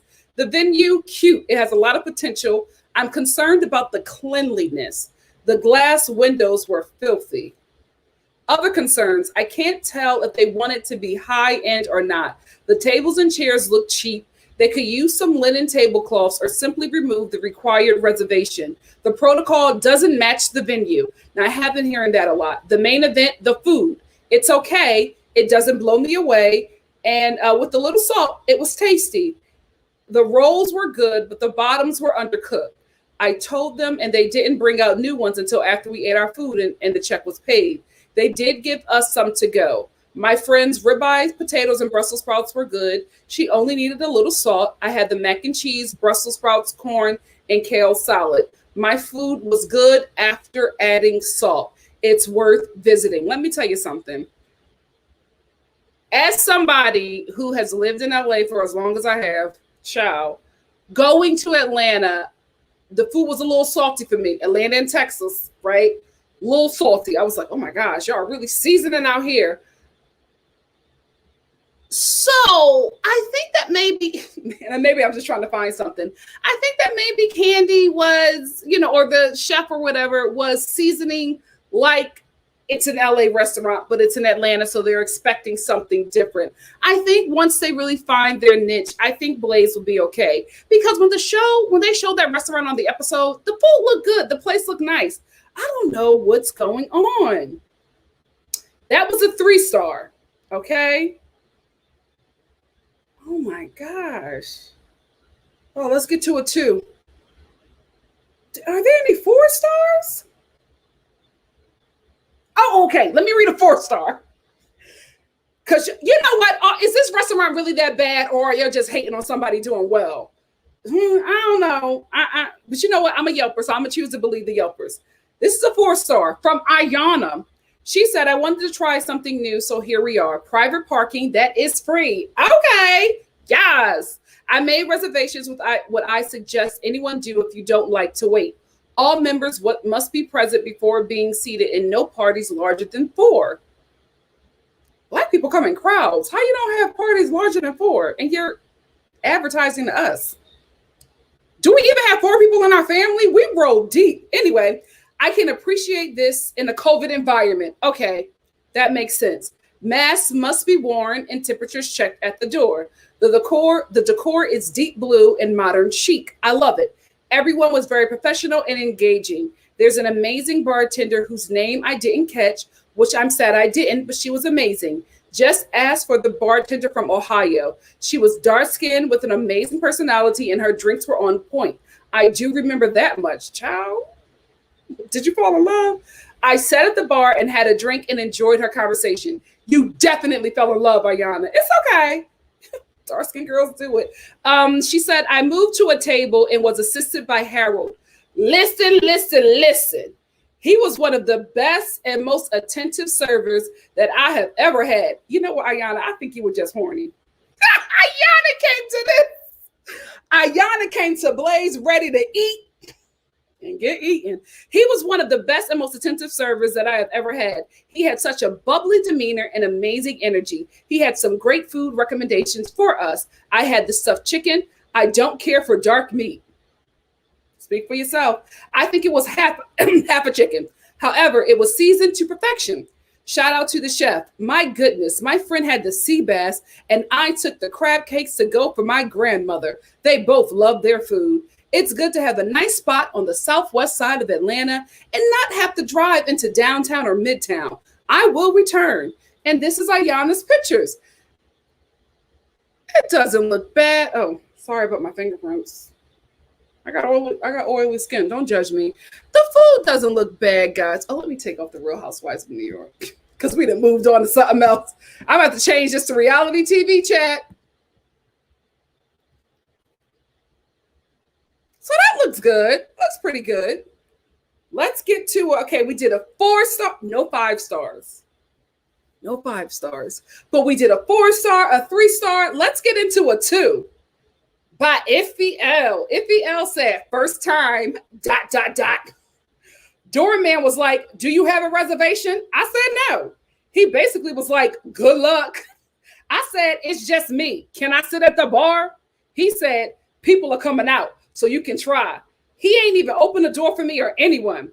Sat at the bar, free seats open, and like 4 tables on the inside. Nice young man assisted me. I asked for a drink suggestion. He named almost all the mixed. He named almost all the mixed drinks. Okay. I ordered a French martini and a crab cake. All I tasted was pineapple juice, but I felt the alcohol later. Crab cakes was a nice plate display, but looked burnt. I didn't taste the burnt, but beyond basic for what this establishment is supposed to be. Doorman security has been on the phone the entire time. He just walked past me talking as I'm writing this review. She wrote recipe, but I'm gonna pray for you. Anyway, she said, I really wanted to love this place because it's Black owned and up the street, and we like nice things too. But this isn't it. All right, that's our 2-star. No 5 stars. No 5 stars. Let's get to a 1-star. I like Candy, but she clearly doesn't operate in excellence. The ambiance was more like a ponderosa than fine dining. The food was horrible in every way. I was so hungry and picked over my food and tossed the rest in the garbage. I ended up eating potato chips. Candy and Todd should be so ashamed. We don't need any more garbage restaurants in Southwest Atlanta. The roasted chicken wasn't roasted. The cream had no flavor. She capitalized that. I was actually expecting something completely different for stuffed chicken. Nothing was stuffed. The chicken was slimy and gross with soft, wet skin and all the other things that ooze of chicken. The potatoes were hard as a rock and also had no flavor. The other people I was with didn't eat their food either. Blaze was utterly disappointing and a total ripoff. Ciao. Was this written by Phaedra? So this is the food. I don't know. I feel like I still want to try. This is the thing about Candy being likable. Because I'm a Yelper. Reading these reviews, I would not go back. But I like Candy. And these rolls look good. They look good. Oh, you don't know how to take pictures, girl. The steak looks good. The steak all the way back there. That don't look bad. I don't know. I think I got to try it for myself. I am going, to Atlanta sometime soon. I think I got to try it for myself and see. Hey, Alexa. Thank you so much, Alexis. Alexa said Nikki is giving us Yelp monologues today. Yes, actress. Thank you, Alexis. Oh, gosh. Alex said, I feel that people who write reviews only write when they have a really good or really bad experience. You don't really get many 4 stars. Squeeze me. I am a Yelper. I will say this, though. I write when I have really good service. Oh, I'm Yelping the hell out of that. When I have bad service, unless it's like, because Yelp can really destroy somebody's restaurant. I ain't trying to do that. Unless it's like something like really horrific, I won't write a review. If I didn't like it, I just won't go back. But unless it's something really horrific, where it's just like people need to know before they come here, I'll do that. But if I don't like something, I just won't go back.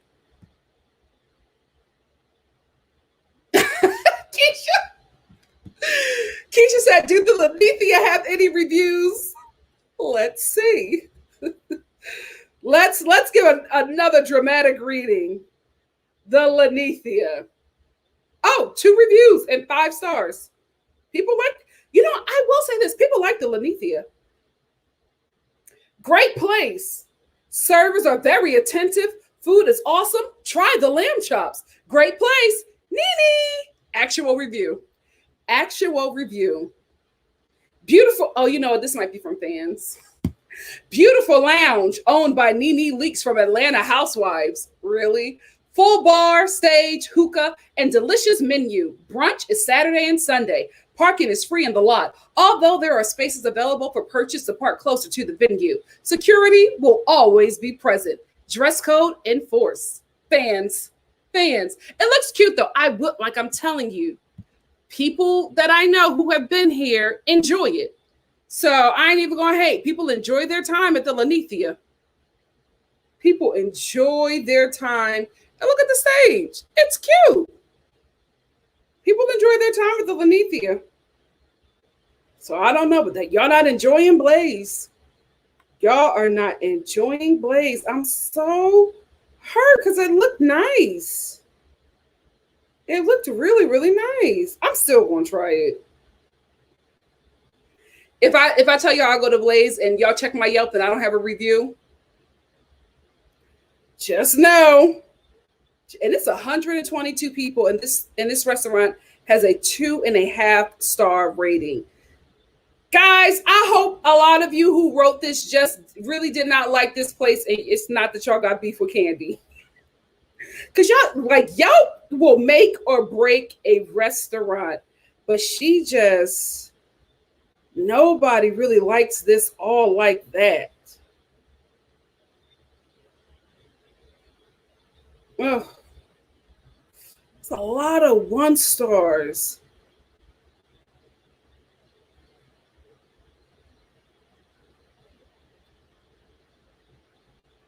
Jesus, so many 1 stars. No, this is, and I'm only saying it like this because this person, everything is exclamation mark, exclamation mark, exclamation mark. No reservation, no table. Horrible customer service. I've been 3 times. Don't ask me why. But each time, it's always a new rule as to when the brunch stops. On the 3rd time, RSVP and security was at the door with his rude behind. She ain't stay behind. Oh gosh, health score 55. Nasty restaurant. Do not eat here unless you want to get sick. Jesus. Read the news report. They failed their restaurant inspection. Blaze lost 9 points after the inspector observed a food handler switching from raw seafood to ready-to-eat food without washing, and another 9 points because the prep coolers were above 41 degrees. Portia, is that you? Is that you? Y'all, you know what? I will say they love I got to go to Blaze just for this bartender. Y'all are loving this bartender. Yeah, a lot of people love the bartender. They were just saying the food isn't that great. Oh, are y'all going to fire the chef? Just redo the menu and just keep the line cooks. Keep the line cooks. Dominic M., the absolute worst service that I have ever experienced dining in a restaurant. The wait staff is unprofessional. The hostess was the only person who knew the meaning of customer service.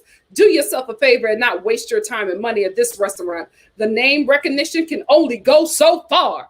After reading other reviews of Blaze Steak and Seafood, I am convinced that Blaze is satisfied with and sees nothing wrong with having a mediocre wait staff.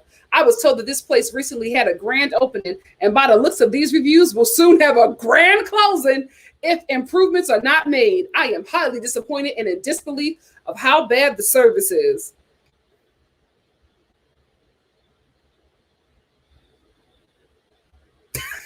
Okay, I'm done. After Amber, I'm done.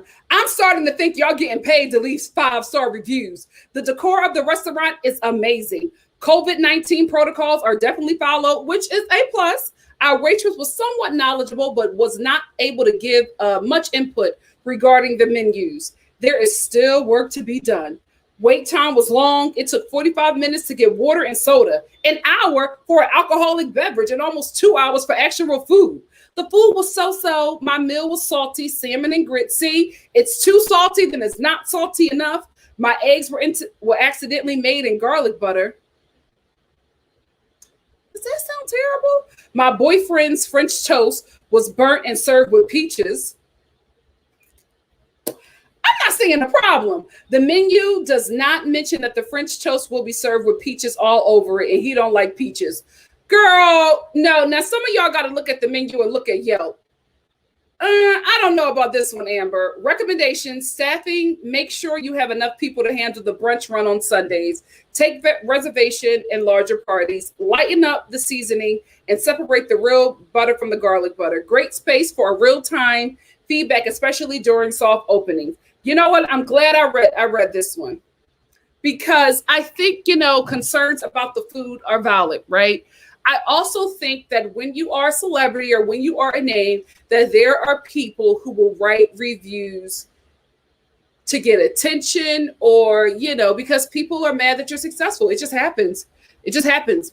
There are miserable people everywhere. And a lot of times if you are in the public eye, people will, go after you. And I think I'm starting to see a bit of that.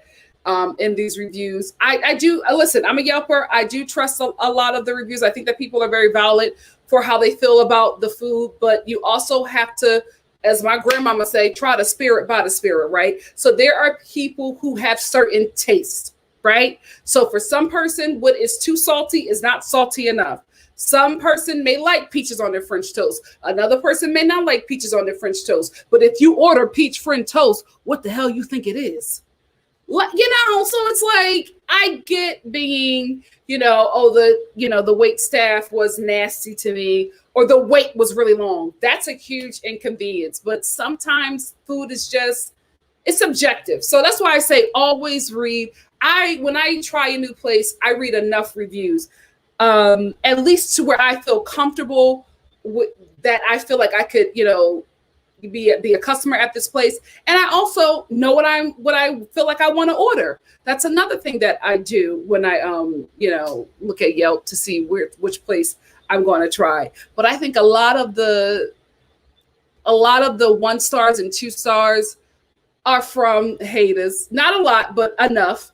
And I think a lot of the positive ones are from fans. Not a lot, but enough. So it's just, I think if you read through, you'll see what's real and you'll see what's BS. But, hopefully they open back up and they get everything where it needs to be. I'm going to give it a minute after it reopens, but I'm going to give it a shot.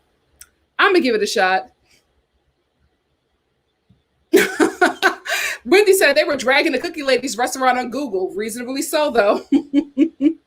Oh, wait, LS, are you going to try Blaze recently? Oh, okay. LS said, I'm going to Nini's spot tomorrow. I will report back. Come back here. What's tonight? What is tonight? Wednesday?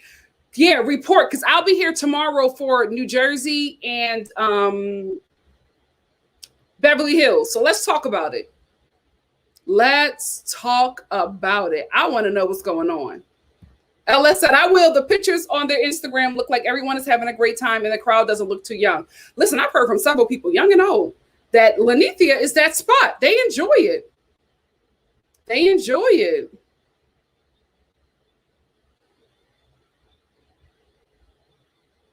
Oh, really? Okay, let us know how it goes, LS. All right, what time is it? What time did I get on here? 12 to 1, 1 to 2. Oh, it's 2 hours. Yeah, I'm gonna wrap it up. I'm gonna wrap this up. I'm gonna talk about Potomac tomorrow with BH in Jersey. Right? And then I just do something separate for Drag Race because I don't want to keep you out here for 3 hours. I did that the last time, and y'all get on me about that. But do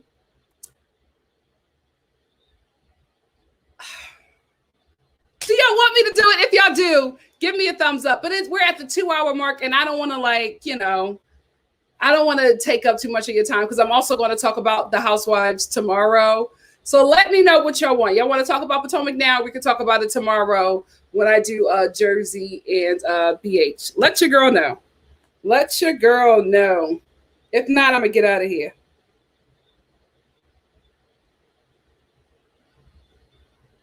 Okay. All right. So we're going to get into Potomac and then we're going to get out of here. Listen, I'm going to put it up, but one of my moderators, can you please put the link for the Potomac trailer in Potomac now, please, in the comment section so the people who haven't seen it can see it. I'm going to watch it, but I have to watch it with my AirPods on because they'll take my video down because of the audio, but I'll show you as much as I can. So hold on 1 second. He's jealous for me. His love's like a hurricane. Where the hell am I? Where are my AirPods?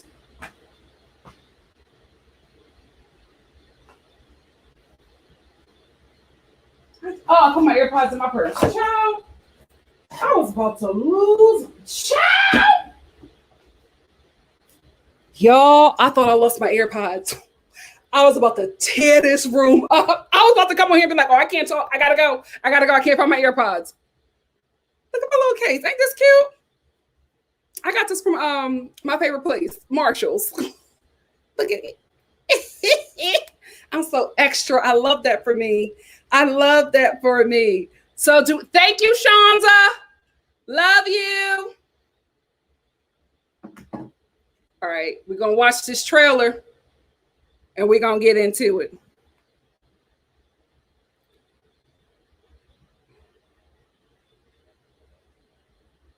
Because I was waiting for you guys. I was like, you know what? I'm gonna find my way around this.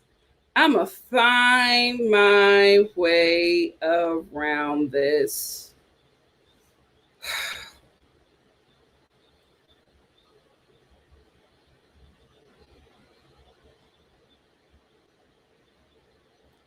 Oh gosh, of course you're gonna make me do an ad.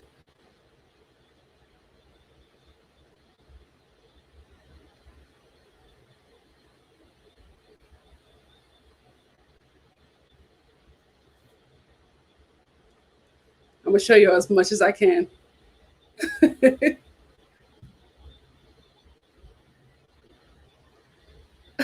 Amen.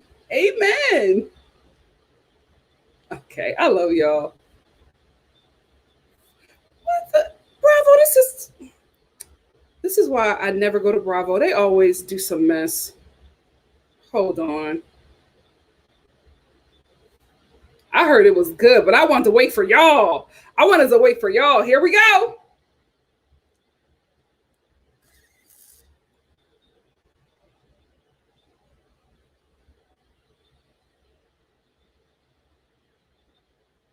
Oh, Wendy looks great. Wendy looks great.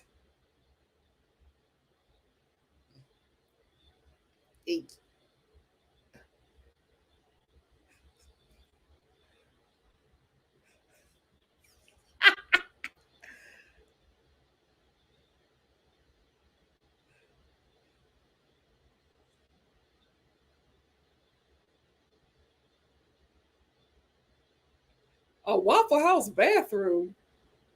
Ugh. Okay, Mia.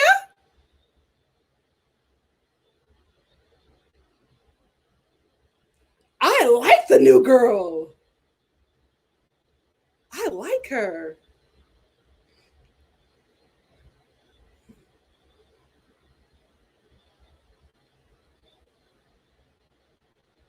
We got to ease up on the fillers. Still gorgeous. It's just like, girl, we black. You got to know when to let it go.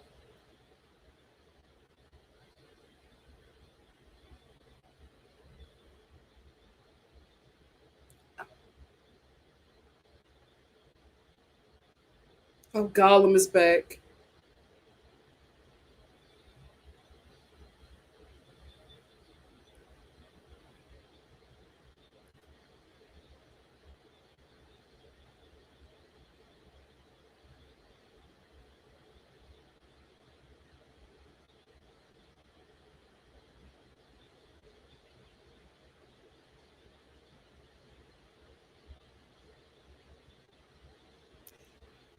Jamal, they done broke up.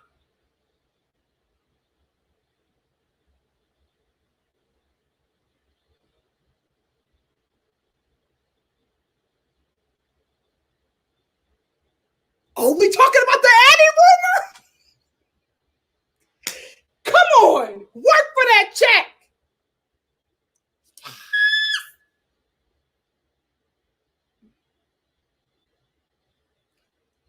Oh, come on, Wendy. We're breaking the fourth wall.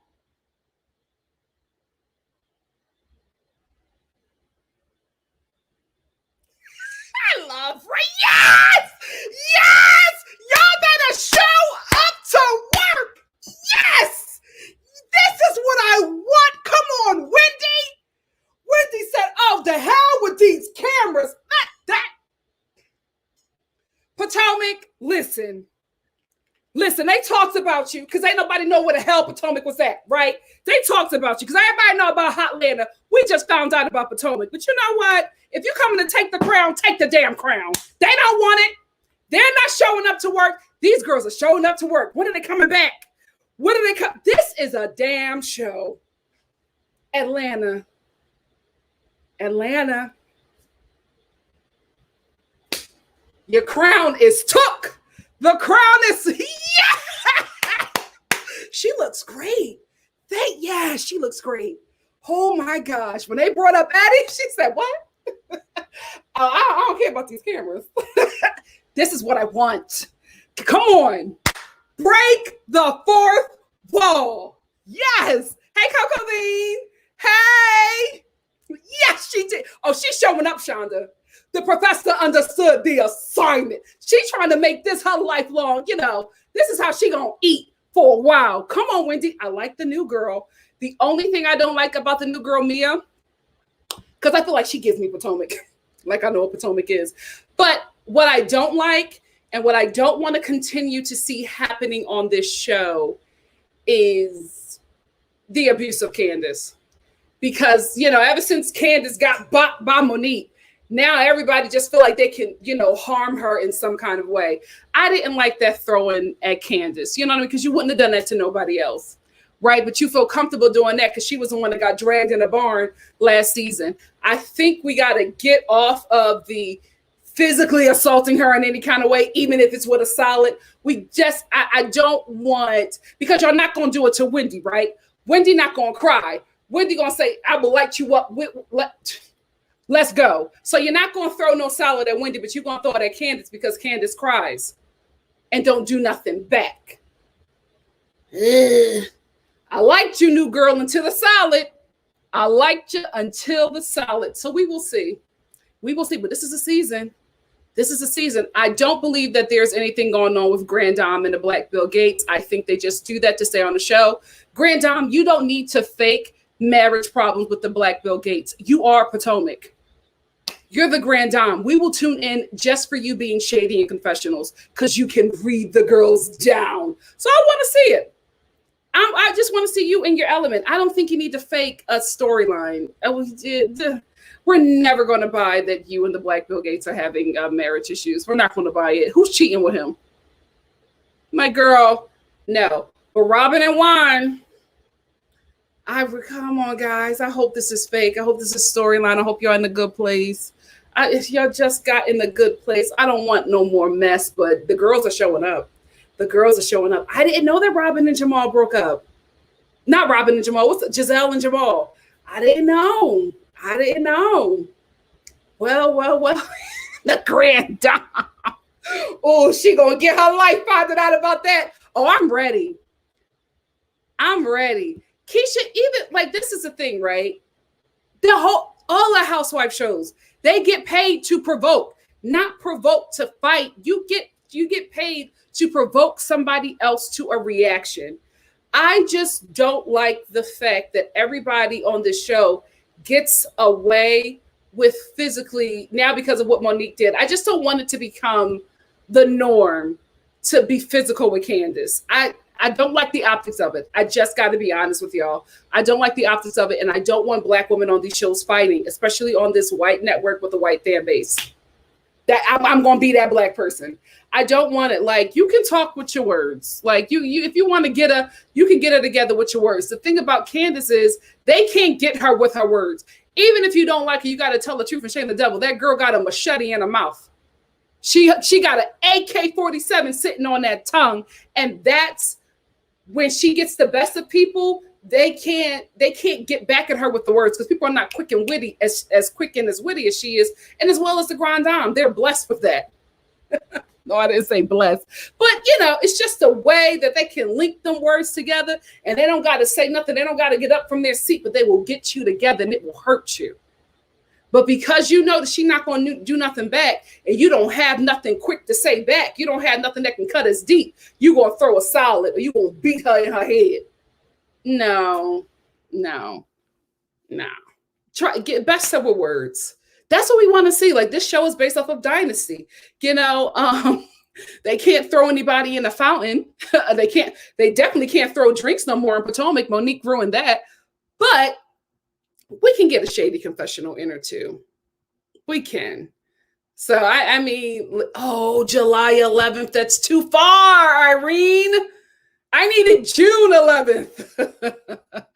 I needed June 11th. JG said, thank you. They feel like they can poke her. I bet you she comes at Candace sideways, then mad she comes back. Weak move. That's the thing. I will say, I don't see Candace provoking. I see people starting with Candace and Candace ending it. There have been times, and I've called it out. I'm not a fan of anybody on the show. I'm not a fan of any of the housewives except the Grand Dame. I will admit that. It'll be hard for me to try to come for her, but if she does something where I got to read her, I will. But I am a fan of the Grand Dame. I love her. I just think she's so great for Potomac. But if you can't get it with her words, shut up. Shut up and find a storyline where you can. Get on me. If you can read her down, do like everybody else do. Hire, a gay black man who knows the lingo, who can read for filth. Invest in your reads. If they can't come authentically, do that. Everyone. I hope the only person who I think whose storyline I'm not interested in is Ashley. From what I saw, here is why. I just don't, again, I don't want you on camera crying about Gollum cheating. Like, if this is what is going to be your storyline, keep it.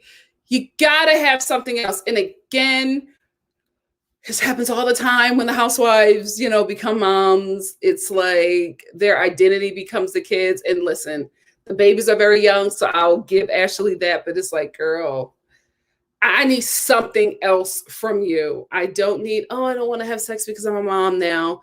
And, Gollum is cheating on me with, every man, woman, and animal in Potomac. I don't feel like that. I feel like we've been there and we never get resolution. You're never going to leave that man. So let's move on. What else you got? Let us know. Did you, take a break from your marriage and bang that chef? That's what I want to get into. I don't care about you and Gollum's marriage problems. I don't. Is Gollum going to propose to Luann? Let's go there. Other than that, I just don't feel like we need Ashley and Gollum. I don't. So, Tony. You see? I think Giselle's storyline is going to be her breaking up with Jamal. Why would you bring why would you bring this man into your storyline and involve your kids in this mess? And now, it didn't work out. Child, listen to Shanza. Oh, Wendy going to show up. Wendy is going to show up. The fact that they show her in the beginning lets us know that she's going to have a major storyline. I think, oh, God, is the storyline just going to be Eddie? Whatever it is, she's going to show up. She might be sitting next to Andy at the reunion.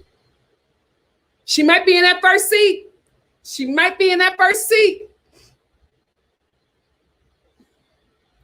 I feel like that too, JG. JG said Ashley's time is closing out. The fact that Bravo was outed for covering up. Yeah, I just feel like those two, I feel like Ashley and Gollum have tainted Potomac. I don't think that we don't need them anymore. They don't add anything to the show. If anything, they kind of cheapen it with their mess, especially, no, Ashley, no shade, but it's more Gollum. Like, it's this whole sexual assault thing did not sit right with me. We have this white man who is sexually assaulting black men and like nothing is being done about it. And you're sitting there protecting him, husband or not. It's just the optics. I don't know. I'm turned off from them. I really, really am. Tracy said, Nikki, that is not a storyline. That relationship was about it's really the two very. Oh, I love you, Tracy. Simply Simone said, won't be surprised if Wendy gets a center spot this year. I didn't want to say it because I haven't seen the promos, but I feel like if Wendy in that center spot, we're going to get into that Eddie situation. Hey, K. Pratt, thank you so much for the super chat. K. Pratt said, Michael showed more emotion, saying Juan wouldn't marry Robin than when he deals with Ashley. Over it. Yeah, I'm over them. Thank you, K. Pratt. I'm over them. Now, will I take Ashley, new, fun and flirty single mom without Michael? Absolutely. With Michael, it just these two have just tainted the brand. We gotta move on. JG said Robin has been having a storyline since season 1. I don't know what y'all talking about. She's been the most open person on the show regarding her relationship and life. She has. I will say that Robin let us into everything, stuff she didn't even need to let us into. However, it's been the same storyline, and it's Juan doesn't love me or Juan has fallen out of love with me. I think the only time it became because it was because it was the same storyline every season. I think for me, I became interested when we found out why Juan has some issues with her. And we found out that she, not gambled, but gave all of their, in his life savings away to this man that scammed them and then killed himself. So that was like interesting. I was like, okay, so there's something more to this, not just Juan being this jerky ex-pro basketball player who is still living in his glory days. You think so, Kima? It's Kima said when Robin leaves him, I don't think that's going to happen. But, Kima can only dream. She's going to forget she a mom and be messy as hell. Actually, it's good TV without her husband. I don't know if she's going to leave him. I really, really don't. I mean, listen, we can only hope. We can only hope. I'm no longer, talking nicely about people in terrible relationships. Actually don't need to be in that. But I'm like, there's nothing else that he can do. Like, he's done terrible things to her and she stayed in the marriage. There's nothing left to do. Miss Brown should have said, agreed. I don't need to see Gollum on screen ever again. I'm disgusted that he keeps on getting a pass to be back on the show. If Ashley wants to keep him, that's on her. Exactly. But don't keep on punishing us with him. What's up, Josie? Josie said Ashley has no prenup. She's done her time. She can leave with half. Let's go already. Yeah, but like, we all want her to get out of this, but will she? Hey, Shed Pearl. Shed Pearl said Robin is in our tax bracket. We don't like poor people, even if they're equally as poor as us. Is she? I feel like Robin. I feel like now she's, getting up there. This is the thing about Potomac. This is why they're so good, because they don't need to have all that money. They're just interesting. I feel like Potomac, the ladies on Potomac, I don't want to say broke, but I think they're not as wealthy as, I think if we're going to go by wealth, it would be Potomac and then Jersey at the end. I think Potomac is second to last and it's Jersey at the bottom. But the Potomac ladies don't need it. They're interesting. They show up to work. See, ain't nobody talking about the wealth on this show because they're giving us something to talk about every episode. They showing up to work. Simply Simone says she also had an affair with a guy who sold all.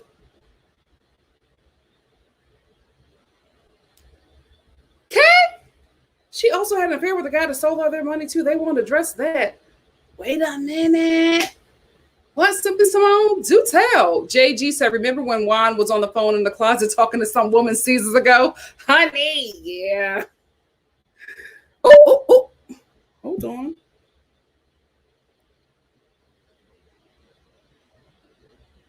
Just got to update.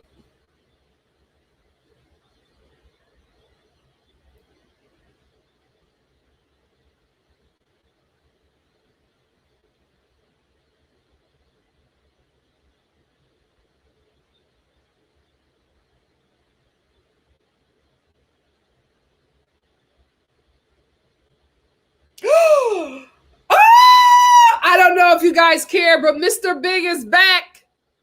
Mr. Big is back. Chris Nuff officially joins cast of Sex and the City Revival. Okay.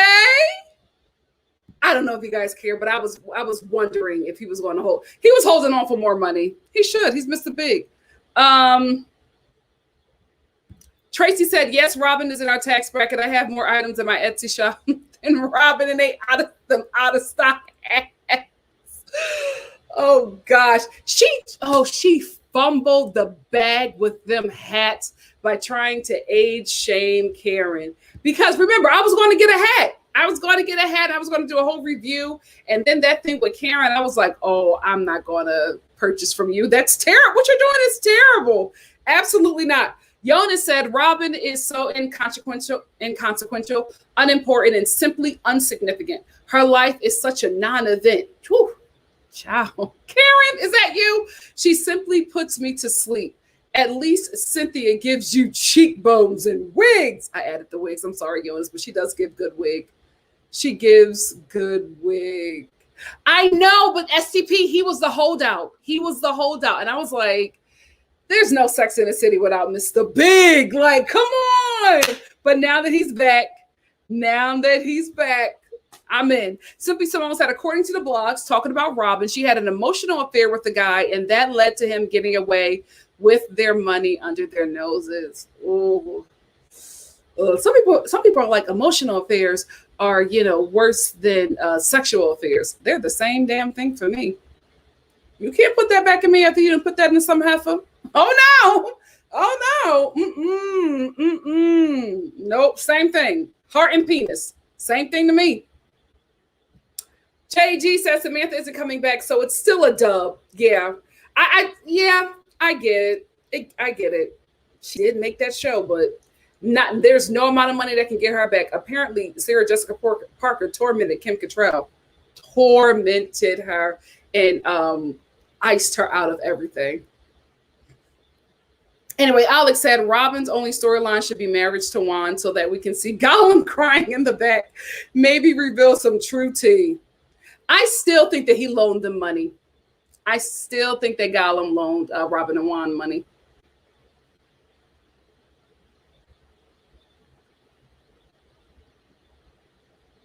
I know. I was excited about Aid and Josie. I was excited about Aid. This brown sugar said, dang, y'all rough. I enjoy Robin for the side commentary. She's the Greek chorus of the show. I will give you that. You're right about that, Miss Brown Sugar. And if we don't see her, we don't get to see Juan's fine tale. No lies detected. No lies detected. Yana said he dragged you. You let him back in, and he drags you again. Empress Karen Huger. That's why she's my favorite. That's why she's so, like, I feel like she embodies what a housewife is supposed to be. She gets it. Day LA or Dayla. Dayla, what's up? Said it's interesting that Robin said that the hat Karen modeled was the hat that didn't sell well. I wonder if the hat would have sold better if Karen was on the site with it. I think so. That was just for me. I was just like, that was so ugly and unnecessary. Even if you felt that way, you didn't have to have that conversation on camera. You literally age shamed this woman and basically call her ugly. You know how they highlighted her nose and everything and the wrinkles on her face. It was just ugly. And I was like, oh no, you're not getting my coin. I invest in good ground. Good ground. Shonda said, I love Sex in the City. I even brought the blue Hangisi Manolo Blahnik heels for my wedding that Mr. Big proposed to Carrie with. Oh, I love that. Listen, Sex in the City, there were moments when I was out of it, especially with that Carrie. I wear ghetto gold for fun, ghetto jewelry for fun.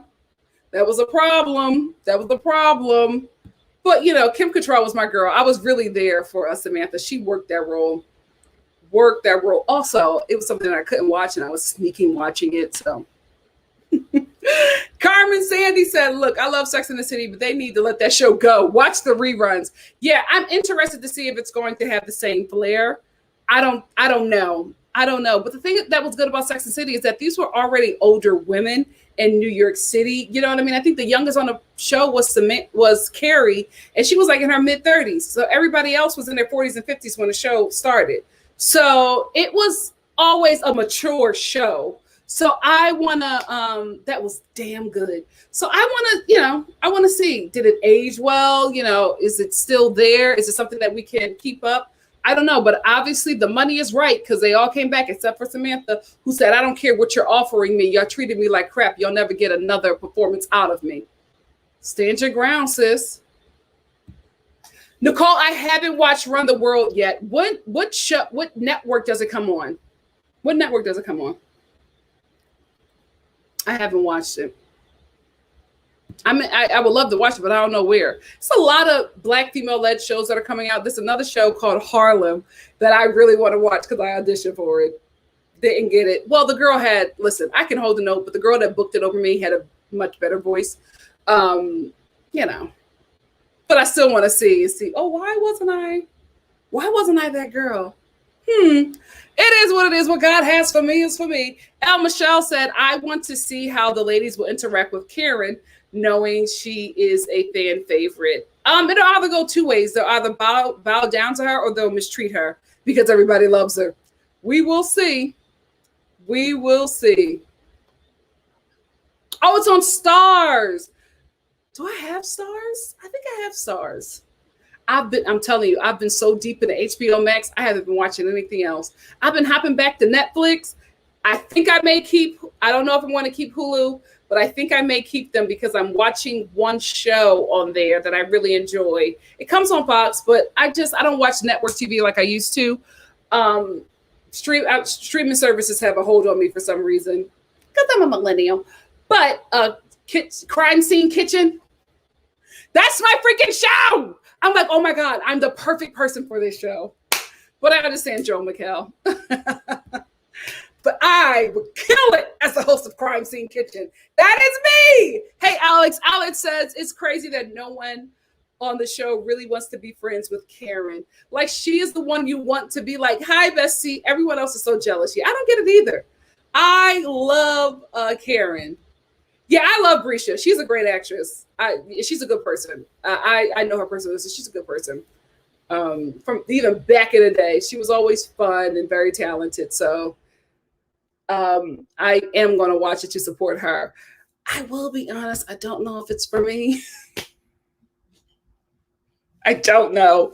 I saw, I won't tell y'all why, but because I can't, Black women don't get these opportunities, but I'm just like, okay, I'll give it a shot. But please go support Brescia.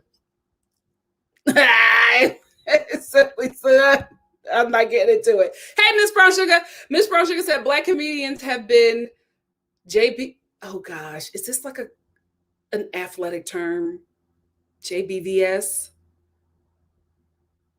Junior varsity? Well, I don't know what that means, but you can let me know, Miss Brown Sugar, that Black creators better ride their wave now because we know how fickle the industry is. There's a lot of cool stuff out right now. Absolutely. That's why, like, even if I don't like stuff, I still support it because Black people just don't get these opportunities. They don't. So there's a lot of stuff out there Black people are in that I detest. I'll never tell you guys. But, I'll promote it because, if it does well, it could be more opportunities for us. So what network is that on? Indy? That sounds just like the perfect thing for me. Cruise Ship Killers. What network?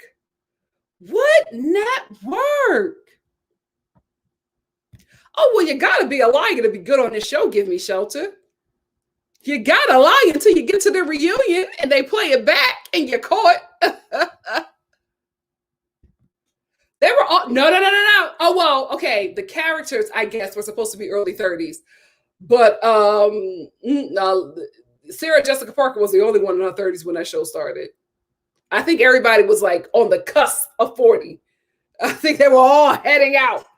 But yeah, Sarah Jessica Parker was the only one, I think, who was like early mid-30s. Bria said all of the women were younger except for Kim Cattrall. Yeah, did she turn 50 on the show or something like that? Whatever it is, I'm just glad it's coming back. I like it. I think it's more nostalgia than anything. Anyway, family, let me get out of here. It's 2:30. I've been on here with y'all for 2.5 hours, and y'all know how those playback people be. Y'all don't realize how they get me together in love. But y'all want certain things, and I'm like, I'm trying to appease everybody. But when we get on here, we have fun, and I don't want to leave. Anyway, but let me go. You know what? Let me say something to Faith City. Faith City said, have you watched the movie Soul, the animation by Disney? Yeah, I love it.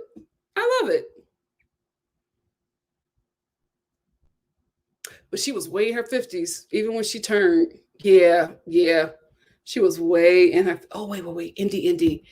What'd you say?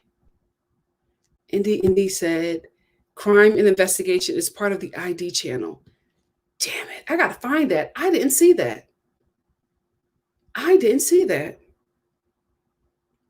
I'm going will look forward. Thank you, Indy. Anyway, I love you guys. I'll see you tomorrow for the Real Housewives of New York. That is going to be the reunion, the final reunion. And then we're going to get into Beverly Hills. And then I think that's it. I may do just a bit of Drag Race because I'm excited about All Stars. So I may talk to you about that. Yeah, that's it. I love y'all. I'll see you soon. Bye. New Jersey and Beverly Hills is tomorrow at 12. And then after that, I'm doing Married at First Sight, the reunion, the second part of the reunion. Is it a 3-part? I think it's just 2 parts. I hope so. These reunions, we don't need 1 and 2 and 3 parts. You can give us a 2-hour reunion. Let's just make it that. Anyway, I will see you guys for that with my mom tomorrow as well. Right? Today is Wednesday. Yeah. I'll see y'all for that. I love you, family. Tracy says, shout out to the NikkiStar replay gang. Thanks for watching Replay Gang. This is going to be a different kind of video. I hope you enjoy. Anyway, love y'all. See you soon. Bye. Mwah. Like the video before you leave.